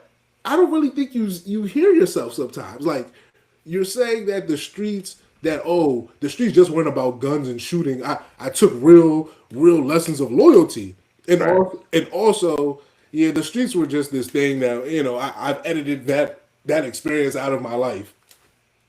I don't like once again. I fucks with Jay Z, but he seems like he's on the ultimate PR press run, Bro, he did that shit, bro. and I don't think. I don't know what he did, but he did it. Well, that's the thing. I don't think he knows what he did. I think he's trying to basically be like, "Hey, That whole spiel about I'm women and good." children, Epstein files, and all this other shit, bro. Like, I don't think he did. He bring it I, up? I don't nah, think. I don't know if he brought up the Epstein files in the interview. I ain't watched the shit, but his name was in the Epstein files. Yeah, but a lot of people's names were in there. But No, so I'm here. It wasn't. It's not like it was in like we talked about the call list and all of that shit, the yeah. log and But yeah. like I said, the Jay Z interview super interesting. I think you should check it out if you haven't got a chance to yet. I would read it and then watch it because I think you'll get I'd rather read it. a different perspective or take in some of the things differently. Let's finish up with some sports. Opening day, baseball. Hold on, before we get to opening day, I want to shout out to the Moroccan fans. The Moroccan fans Oh yeah, shout out to them, bro. have They been, they they go crazy in IG right have now. been Yeah. in the comments going crazy to defend their country's pride at AFCON. And what I will say is, I respect it. Now, listen, I have no dog in the fight. I do not. I'm not Senegalese, so I'm not Moroccan. I have no real. Shout out to Maghreb. Shout out to Ryan Shirky. Good Moroccan cat. I have real, like I said, I don't really have no real strong feelings about this, but the conversations that did transpire in the comments did make me think of a conversation I had on Game Point. I think maybe Mook, you were there about fan bases. And I believe in my heart of hearts that soccer fans are the worst. And I don't mean this in a bad way, but they are the worst fans. Like, The most passionate. yeah, passion is not even enough. Like, they are mentally like unhinged when it comes to their love for their sport. And I would argue that international is a little bit worse than European club soccer, but European club soccer is very much so up there. So You would have thought niggas said we going to war after I hit send to this. yeah, though, like, listen, they were like bringing up 2005 when Senegal did this. They were really, really passionate. Oh, had did something similar to another team. Not even that Senegal did it to Ivory Coast. Somebody was like, Senegal has a history of doing stuff like this. Bruh. This was When a I read that comment, I was like, this was oh, this was so a they're repeat offenders. he was like, this was a lesson that they were. I said, oh my god, this is beyond me. So I just really want to shout out to the Moroccan people because they were really riding for theirs, and I respect that. So they came in third in the last World Cup. Like I think that's Mhm. the highest African nation has ever finished in the World Cup. So once again, shout out to Morocco. I don't want no beef. I want to be friends. I don't want no. So Shout out to y'all. And boom, boom, boom. Salam alaikum to my brothers and sisters in Megiddo, man. I All can't right. wait to pull up on y'all. So let's move to the actual, not actual, but opening day Yes, sir. baseball. Did the Orioles win? Yes, I believe so. Did they? Okay. I think it was 2-1 last time I checked, but Same. I started doing some other stuff. But I want to opening night happened on Wednesday night, which was weird. It was a solo game. The Yankees crushed the Giants 7-0. Aaron Judge, everybody in the Yankees lineup had a hit except for Aaron Judge. I repeat, everybody in the Yankees lineup had a hit except for Aaron Judge on opening night. My slander for Aaron Judge will be very much so very loud this season. Catch me. But outside of opening day, I saw Paul Skeens' horrible outing. 40 pitches in the first inning. I don't think he made it to the second. When I came 37. back from the bathroom, he was out. They had taken him out. Tyreek, shout out to Tyreek, shout out White Tyreek. Tigers got that $28 million Oh, yeah. arbitration, and he had a great first outing, 6 strikeouts. I needed 7, but shout out to Tyreek. He did his thing. The Nats got a victory against my Cubs, which blew me, but I like to Last see. time we went to a game, they spanked us. So shout out to the Nats, big win to start the season off. I like to see them doing well. And is there any other things that just shout out to Brandon? Oh, just saying from the Pirates game, Brandon Lowe from the Pirates, 2 home runs, first game with his new team. I was about to say they just got him in the off season. Yeah, I don't think he's done anything else. I'm sure I'm missing some other things. Oh, and I just want to make it very clear: we are sports people. So like in particular, this nigga Mook will be watching like probably like third division badminton if it comes on and he had the time. So if I had to rank my sports knowledge, I'd be like, basketball, football, boom. Then, soccer, baseball, that's their own little thing. And then, it's hockey, and I would say the other sports, stuff that, you might just catch on the NASCARs, the golfs. I actually like those individual sports like tennis. Probably, I would That's my probably put shit. I probably put like tennis up there with soccer and baseball. But that's the thing. We're sports guys. We enjoy the sports. We enjoy the banter. So opening day had to show some love to the boys of summer. We will be. We said that we were going to do a little baseball tour. Like you said, we went to the Nats game last year. I went to the Wrigley. Shout out to my boy G. Facts. When I was in Chicago, we went to Wrigley. But we're thinking about going to a Philly, Baltimore, DC baseball tour this summer. So catch us out here. If you in any of those three cities and you follow us, fuck with us. Yeah, let's get some beers. Let's get some hot dogs. Let's enjoy this summer, and let's be some baseball cats this summer. Let's be baseball cats. Uh, Okay. we're gonna dedicate the last 10 minutes to the NBA, but I want to get one last other. Oh, Maddie, you have something? No, I was burping. Sorry. No, my bad. And I just want to get this last thing. So as we talked about, FIFA will be coming to the United States, Mexico, and Canada this year. And I don't know if you guys saw, but World Cup ticketing and immigration policy have been quite the buzz. Reason being is that the tickets are outrageous. Some places as high as I've seen 500 for nosebleeds just to get in some of these games. FIFA did say that they were doing these value tickets. I forget what they were actually called, but they were supposed to be between $45 and $60.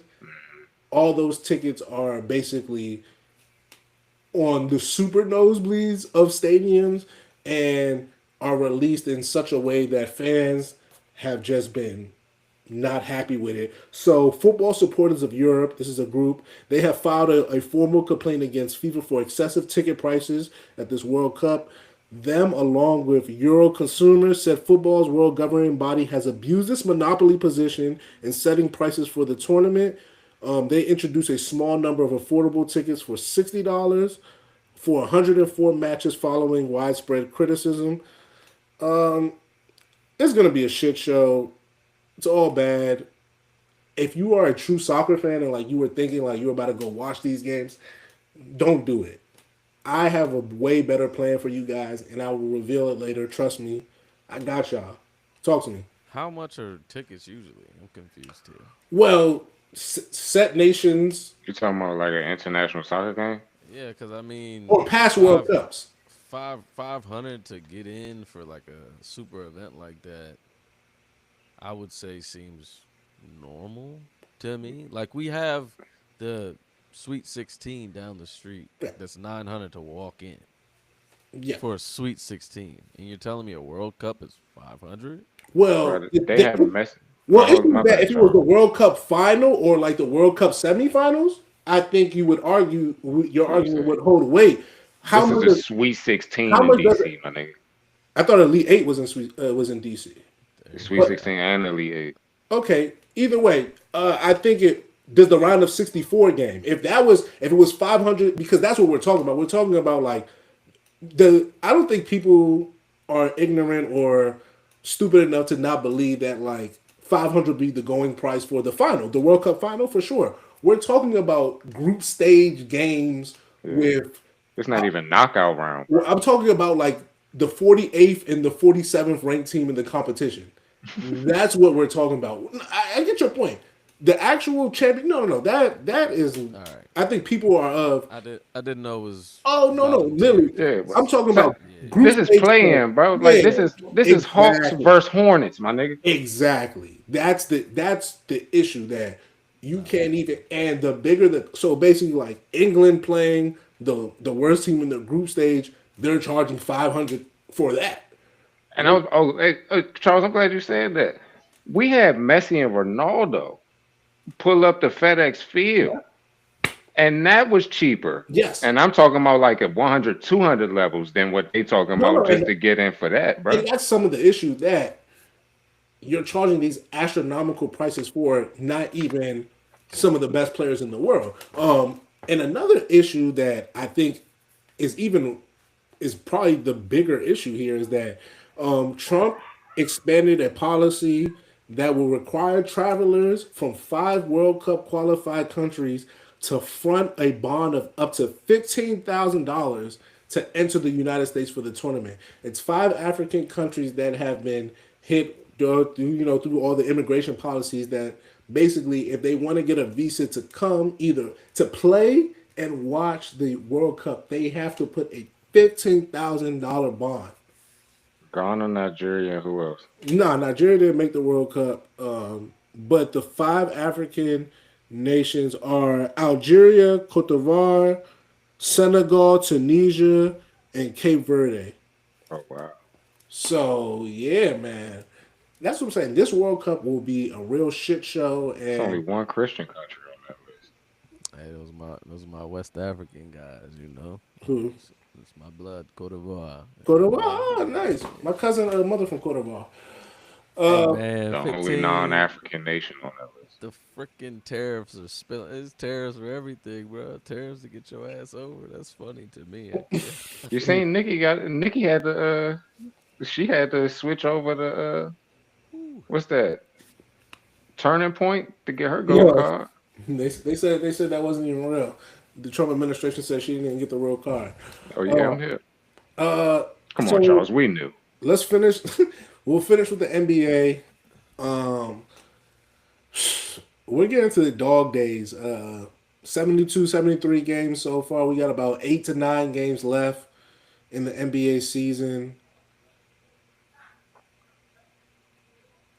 I would say we can do some predictions for the playoffs, but I think we should hold off. I think we should do a little bit more in depth, but I just want to do kind of like a generic. I'm not going to ask you who's going to win the championship, nothing crazy like that. I want to know though, if I gave you 3 teams from the West and 3 teams from the East, who that you said would be competing for a chance in the finals, do you think you could give me those 3 teams right now? Hello. 3 teams from the West, three I teams from the could. East. All right. Let me hear 'em. OKC, Denver. Okay. So you Say it. so you can't do it. Say it. Say it. So you No, can't do it. he don't want to say it, but he won't say it. I really so again, for me, it's about seeding and who plays who. Bro, that's why I said we'll do the in depth We'll later. do That's that what I later, know. bro. That's what I I know. just That need your that would three. let me know. That would let me know who I would go So who's through. your third? It's OKC, Denver, and who else in the East or in the West? You don't have to have three. If you don't have three, you don't have three. OKC, Denver, okay, and in the East, Luca. Fuck it. Luca. Okay, I'll OKC, stay Denver, on business. Lakers in the East. If punctured lung comes back, Detroit. he's the only competition. I mean, we sat up here a month ago, and I You said gotta it's gonna tell be me Boston. It's gonna be Detroit and Boston. Boston. That's That's all it. I have. That's Those that's two. literally it for the East for All me. right, like I said, hold that. We'll come. Like I said, we're gonna do more in depth when the actual playoff seating everything starts. But I just want to keep that because we'll get some more.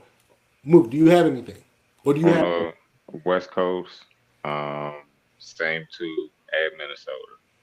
Nice. Um, East Coast, honestly, Boston. Yeah, Boston and if Bruh come back from the punctured lung, I honestly want to know the procedure in which they gave him for the punctured Nigga lung. said No, I didn't had this. I didn't had this before. yeah, that is because like if he had the same surgery I had when it comes to like the actual like positioning of lung and all of that wild shit, I'm not getting into that. Not today anyway. But yeah, if they actually did that, then I think his progression may be a little longer because it's just like the process of what it goes through. If he was only cut open and then them giving him chest tubes and like you know what I'm saying, letting it drain and then letting the lung actually fill up on its own, I feel like that would be his recovery would be way quicker and his bounce back wouldn't be as OC as compared to the surgery I had. So yeah, both. I mean Boston, Detroit, and the Hawks are going to be the hottest team going into the East. That's my hot take. I'm not saying the Hawks are doing anything, but they're the Is that the hottest team third or going into not? the East. That's the third or not? Fuck no, I got two in the East. Okay, two in the East, and then you're three in the West. For me, it's very simple. It's OKC, and then there's a clear line. So it's OKC, boom. Then it's the Spurs. The Spurs and the Lakers, to me, are the two that are the final two in the West. And the Spurs, the only reason why they I wouldn't bump them up is because I really believe in the NBA playoffs. You need experience. Even last year, when OKC won, they That's had why I paid. said Minnesota, Loki. Hmm? That's why I said No, that's what I said. Minnesota. No, I respect that. Even last year when OKC won, one big thing was that I was adamant that they didn't have the experience. But to be fair, they had just lost in the semifinals the year before. That's the Spurs have not been in a playoffs in 5, 6 years. Like nobody on. I think they have three guys Was who it have 2021, right? no 2019. I believe. I think they Oh have shit. three guys who have played a playoff game on their roster currently. Luke Cornett, De'Aaron Fox, Harrison Barnes. Like that doesn't make me in Two particular champions. one champion. Oh, two champions. That doesn't make me very confident. I just think the playoffs are a different beast and something, and you need to have a little bit of experience in it before you can overtake it. But they have the one person who, if I'm gonna buy the Kool Aid, he would be able to do it. Wemby. Now we move to the East for me. The East is very simple. It is Detroit. I'm still sticking with Detroit because what I've seen is that they are playing well enough without Cade that I'm gonna do basically the Detroit thing where they've played well enough without Cade that if he comes back and shows himself to be even 90% of what he was before he left, that team is fine.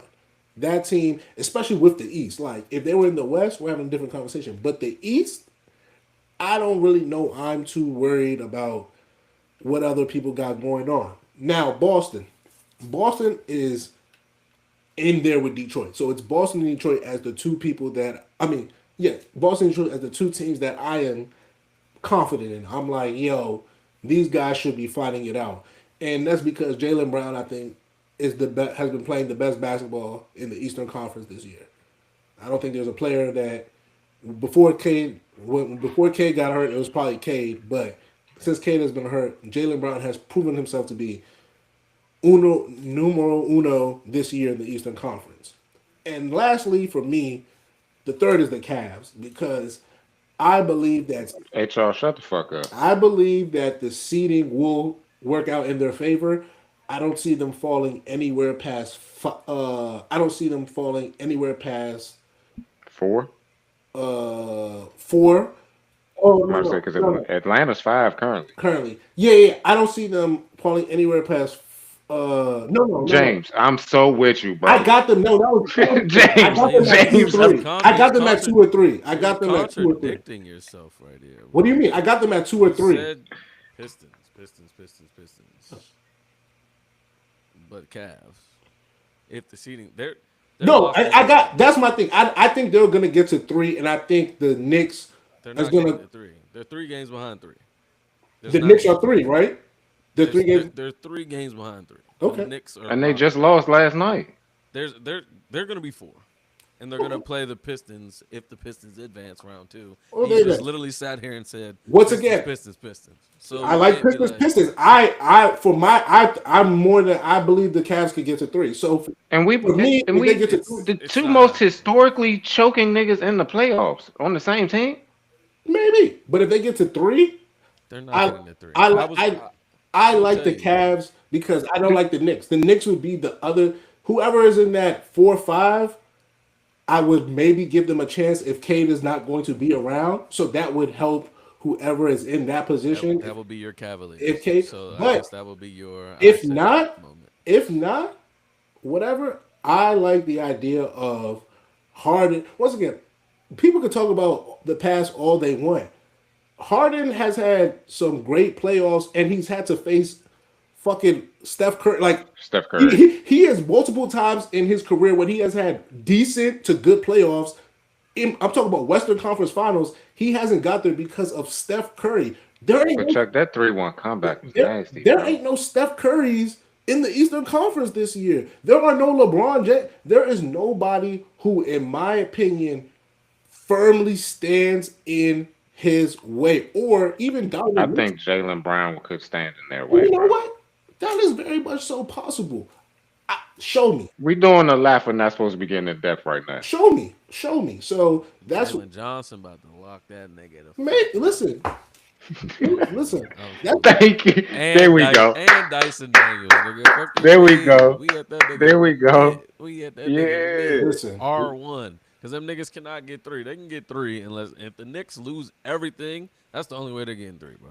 So this shit is pretty much Let's locked. go. bro. If you, how many games left? There's 7. Because James Harden just came back from injury last night, right? 8 or 9 games. There's 8 or 9 gaps. If one goes 3 and 5, the other goes 6 and It's not 2. happening. It's not Why happening. is it not happening? I've only seen the Knicks beat tanking teams basically We've all seen the same over the thing. last month. Son, the Cavs just lost to somebody that was not good last night. They lost to Orlando.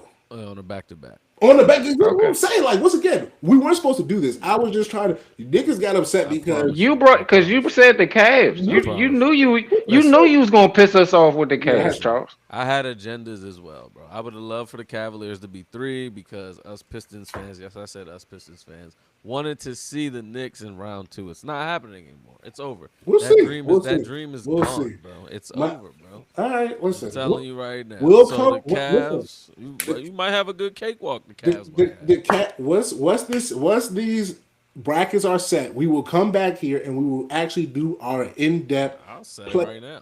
Once again, that's fine. I don't want something to change and then that. I will let this regular season finish. Let everybody be where they're at, and then we will come back. We'll do championship, our actual championship contenders, our teams that may surprise us, and our teams that's gonna get bounced in the first round. So prepare, get ready. Timberwolves. Your championship contenders, the team that's gonna surprise us, and the team that's gonna get bounced in the first round. Timberwolves. This is the team that they went on a 13-0 run in overtime without AE All right, last. all right. So, and then my last thing is the NBA is going. That's the team getting bounced that ass in the first round. Both of them. NBA shitting me. NBA expansion. How do we feel about the NBA has all but solidified that, all but confirmed that Seattle and Vegas will be getting new teams probably as early as 28, 29. Do you guys like the idea of more NBA teams? I'm happy that Seattle's getting a team again after working so many sporting events in my life and getting to experience so many sports of their fans and shit. Um, that's one of the best sporting fan bases ever, regardless of sport, whether it be baseball, soccer. Seattle Sounders, my nigga, when they come to DC, they come in droves. Like, so you know what I'm saying? So I'm happy they got a sporting Joan again. Um, I just hope this, like you talked about it, tanking shit and enough talent, and like I think T Mac said the same thing, enough talent for expansion and shit like that. So just like I think it is. I also just think analytics is going to have to take a hit in order for it to actually make sense, though. I don't think you're going to have to like lay up three ball shit. Gotta go out the window to me. Like we just gotta get back to roll the ball out there, bro. Just hoop. Like, That that's because more. it's like it's gonna be to me. I'm here, but it's gonna be hard to like actually field teams and like all that shit to me if you just going off How? of if you're just going off the If y'all analytics to said me. everybody, if there's so much talent, it shouldn't be easy. It only need 24 more players. Yeah, but it's more so how you picking the talent. Well, I would argue that the issue to me is expansion doesn't really move me in any way. I think the NBA, it's whatever. Like to me, the NBA issue is that only like 6 teams every year are trying to actually win. In my opinion, You're so generous with like six. I don't. It doesn't feel to me when I watch the NBA at any given time that more than like half, a quarter of the teams are trying to win basketball games. It just doesn't feel like that. It feels like everybody in the NBA is trying to position themselves to do something else.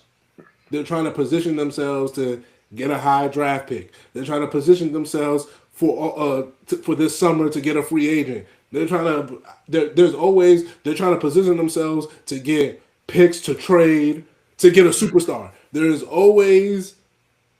It feels like that's what the Trading a superstar to clear cap space for God knows why. it feels like to me that's what the NBA is, a transaction league that they get off on. Oh, this person is going to go here and play with this, and like that is where the NBA lives and thrives. Actual basketball, like guys going on the court and stuff. Okay, maybe that's cute, but Second nature now. to me, what the NBA does is they sell the idea of basketball. Oh, this person is going to go play with this person. This person is going to go to this team. This team, it's a lot of that, and I don't really. It doesn't move me either way or that. I think there has to be an onus on the owners. There has to be pressure on the owners to field a better product. Once again, I'll bring up European soccer. Relegation is relegation makes you have to actually think about your team past. Oh, I just have this $1 billion asset. Like you have to make really salient decisions that affect you. You have to think about what type of players you actually get, what type of players you buy into, past the oh, I'm just gonna draft this guy, lose this guy, get another one in three. Like there has to be some real incentive to your decision making, good or bad. And I just don't know if that incentive lies with the NBA in particular because the TV contracts. Like if you're good or bad, you're getting $30 million a year from at minimum. I don't even know what the shits is. It's probably way. You're It just getting went up because the salary cap went up. you're getting crazy money from your broadcast partners, regardless. Bro, the Wizards win 10 games, they win 30 games, they win 45 games. That check from the league is the same.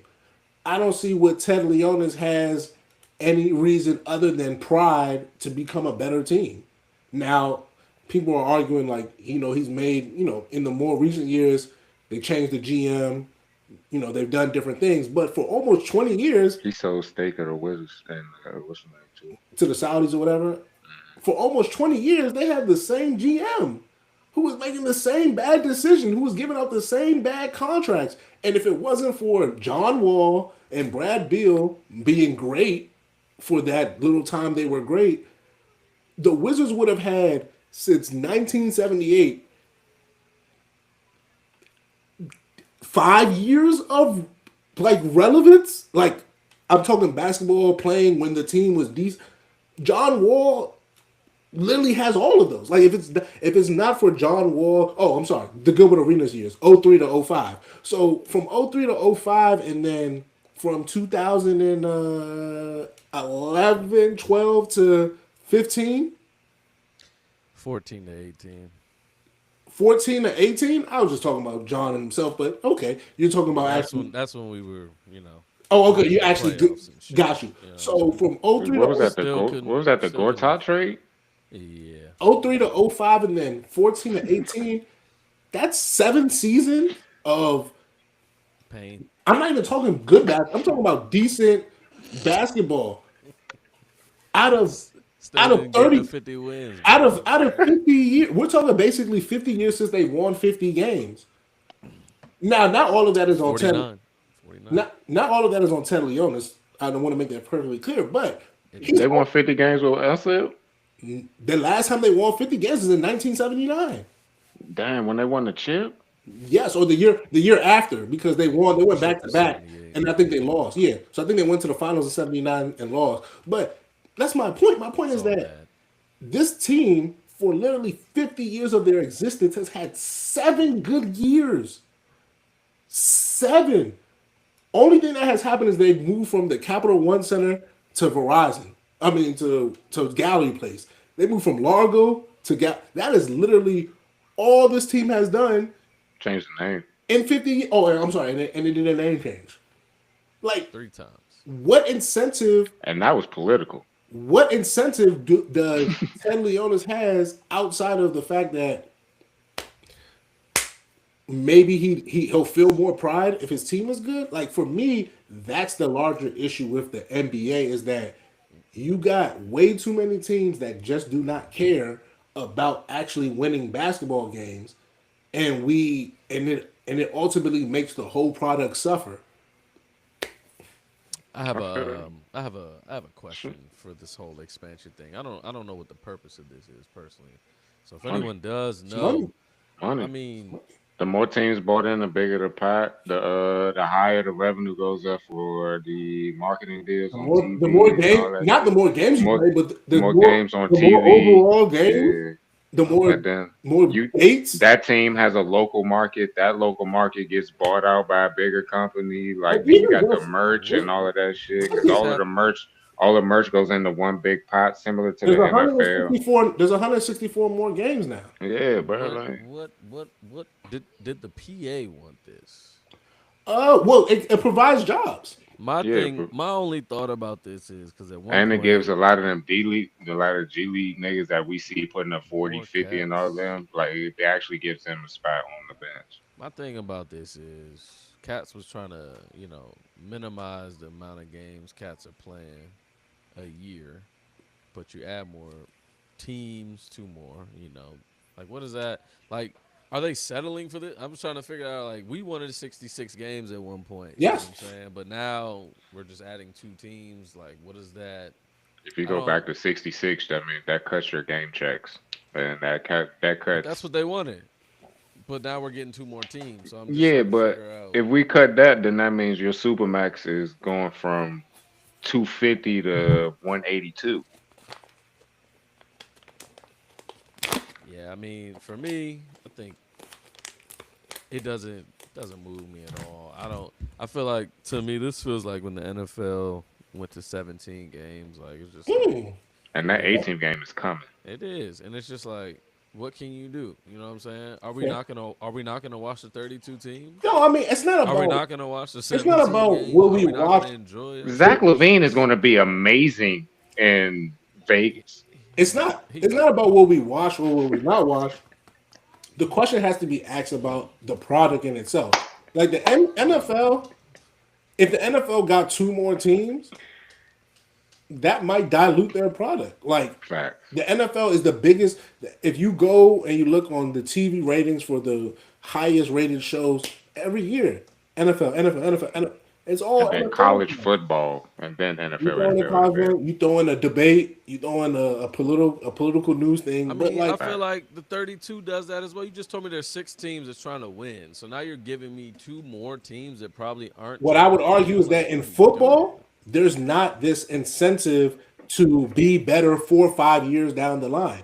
There are, Not I'm not talking about your football point here. I'm talking about you're saying there's 6 out of 30 that's yeah, trying to win. So now there's gonna be what? Still six out of but that's my, thirty-two. but There's that's gonna be incentive for that Vegas well, team to that's do my, good. well, that's I gotta my watch thing. more mid now. Like My, I have to watch even more mid I, now. I agree with you, and my issue is that But we it seen what is, the Aces did in the WNBA. my issue is that it is an owner thing. It Fair, is a very thing in fair. which the owners are okay with being mid. There is a Steve Because Ballmer they're for getting their check. Steve Ballmer for all his issues always tries his hardest He's not okay with being to mid. field a good team.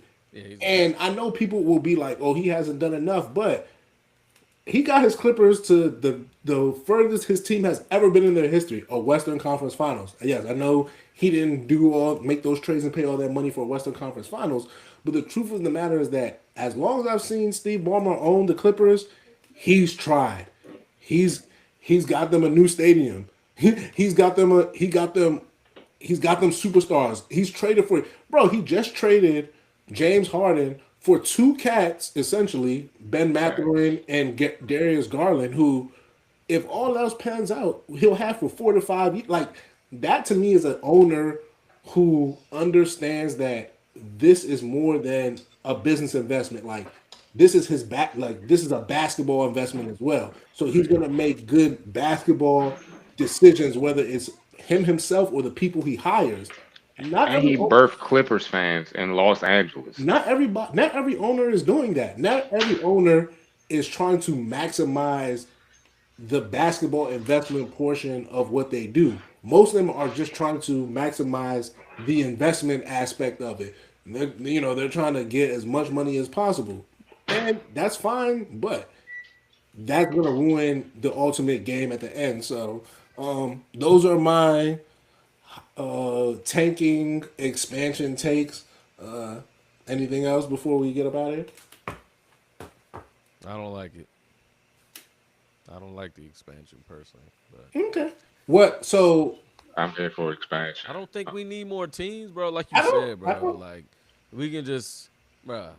Like as much as that game was good yesterday, in the fourth quarter and overtime, bro. Like I didn't want to watch the game that we're making the money off of, like the ESPN game. I don't want to watch a non-Anthony Edwards playing this stagnant offensive team in the Houston Rockets, but I have to watch it because Kevin Durant's on it. You know what I'm saying? Like I don't want to Jay watch McDaniels that. was cooking. I don't want to watch that.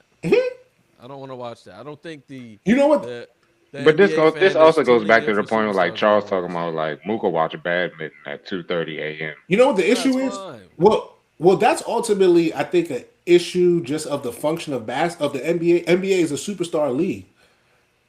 Think about just the I history. say Think about I like hoop, bro. I would argue. Think about our history with the NBA. I can't tell when you guys started watching, but my first experience with the NBA is in the late '90s and Michael Jordan, like 5, 6 years old. Like the Bulls, da da da.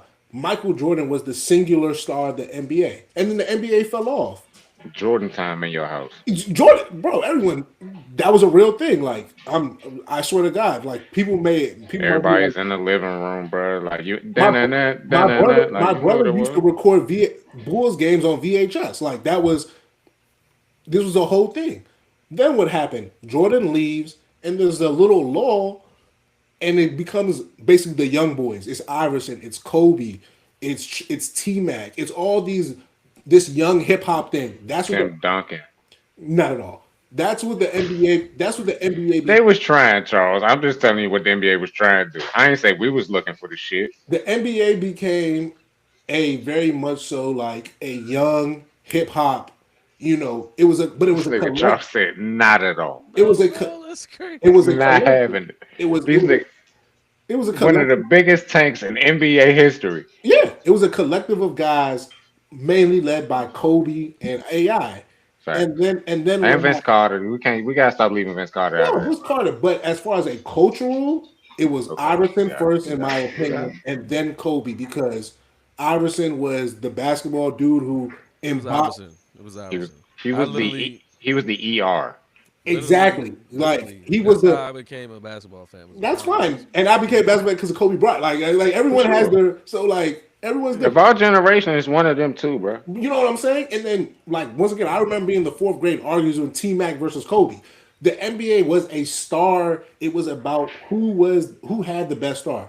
For a long time, it was who's going to be the next Michael Jordan, and then we got LeBron James, and then LeBron James, for a long time, became the singular kind of thing that the NBA revolved around. Wah wah And then what wah. happened? We were blessed enough to get Steph Curry. And Steph Curry, for better or for worse, helped bridge this thing where the NBA didn't have, outside of LeBron, there weren't really super. I can't agree with you there. Kevin Okay, Durant came right after that, okay. bro. Who? And then Okay, it was Kevin Durant came right after that, and who's a bigger star, Kevin Durant or Steph Curry? I'm talking about you're saying, 2015. and then there was Steph Curry. Like Kevin Durant came, bro. Once again, Kevin Blockbuster Durant came in. Do you remember Kevin Durant playing in college? Yeah, Texas. What do you mean? Does the world remember Kevin Durant playing in college? I don't know. He said, "Do you?" Does the world remember Kevin? Does the world remember Steph Curry playing in college? Yes. I don't know. I don't know Yes. if Cats know You're this. fucking Yes. lying. You're launching, You're fool. fucking lying. You're fucking lying. That small school outside of Charlotte beat the big school up there in Raleigh. Slim, like, yes, the world remembers. You remember when LeBron James, Russell Westbrook, and Kevin Durant went to that Davidson game? Come on, Slim. Like that. People, Like, once again, you I can, can take a Matt. Hold on, Charles. Michael Beasley in college. People probably remember more than fucking Kevin Durant. once again, I'm not saying that Kevin Durant wasn't a star. He just wasn't once again, Steph Curry became literally like LeBron. Like literally, it was Steph Curry and LeBron James. People arguing about who was the face of the league type shit. That was happening with Kobe and Allen Iverson. Kevin Durant, were we arguing I'm that? thinking about as we said, LeBron came in '03. The impact was immediate. You know what I'm Yes. saying? I feel like the Kevin Durant impact was Shouldn't have won slightly Rookie of the immediate, Year. you know Kevin what I'm Durant saying? came in '07. Would you say Kevin Durant was this When did you know what I'm saying? overwhelming star? I mean, no, but I wouldn't say the same for Steph as well. Yes, you would, because they wouldn't have talked about that nigga's ankles the way they did if they And they did. did, and they were saying he wasn't playing Literally, and he all that, came bro. in They with weren't from winning day, and he shit. came in with the all that David like Facts. that was the whole What is he that was gonna the do? whole Steph Curry thing. What is Yeah. he gonna do? And he Like, is wasn't this going to gonna translate? The whole thing with KD is like he can't bench press 225 once at the combine. Like once again, I'm not saying that Steph Curry is. I'm not saying that Kevin Durant isn't a superstar. I'm not even At saying all. that he wasn't even a superstar maybe before Step Curry.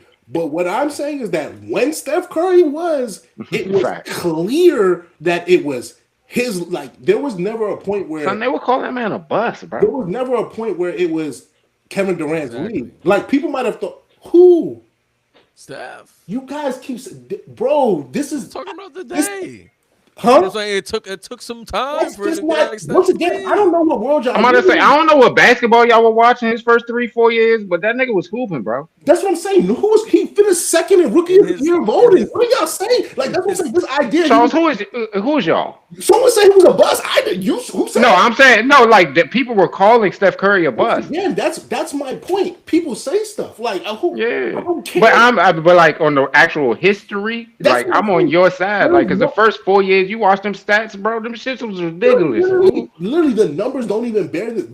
That's why we did the whole thing about Steph Curry's always injured. I'm like, buddy, He played 70 games in 3 of the first 4 seasons. I think it was like his 4th years when he missed it. He only played like 20 games. 26 games in the 3rd season or something. Like, once again, That put a damper on a lot of cats, bro. I don't know. Not me. It was the double. No, you know what put it damper? It was the double ankle braces he wore in them damn Under Armours. That was also high times. What put the damper is and this is the problem when y'all gotta stop listening to management. When the Warriors gave him that $44 million contract, everyone was like, I mean, he's hurt. He didn't get paid like a superstar. Didn't they trade Monte Ellis to Milwaukee that same year? Maybe a year or two after. Like, that was the thing. Like, because they finally realized, like, oh shit, Steph Curry is better. And we got him on a crazy discount. Oh my God, we hit the lottery. And they won a chip 2 years into that deal. And oh my God, we hit the lottery. Like, they literally were like, oh shit, this worked out. So I mean, listen, y'all gonna make me stay here and do revisionist history for a few hours. Bro, we 2 hours in, baby. We out. We like an hour 50 because we had the 10-15 minute buffer. So, we had fun. Our man Nomadic was in here listening to Keith Sweat. We had fun in that first little. I know you did. You know what I mean? Have a good little time. All right, y'all. We'll be back next week. I think all sports next week. Hopefully the world doesn't go up in flames. As long as the world chills, there ain't gonna be enough oil to set on fire. Y'all can't help y'all. Ain't gonna be enough oil to set on fire.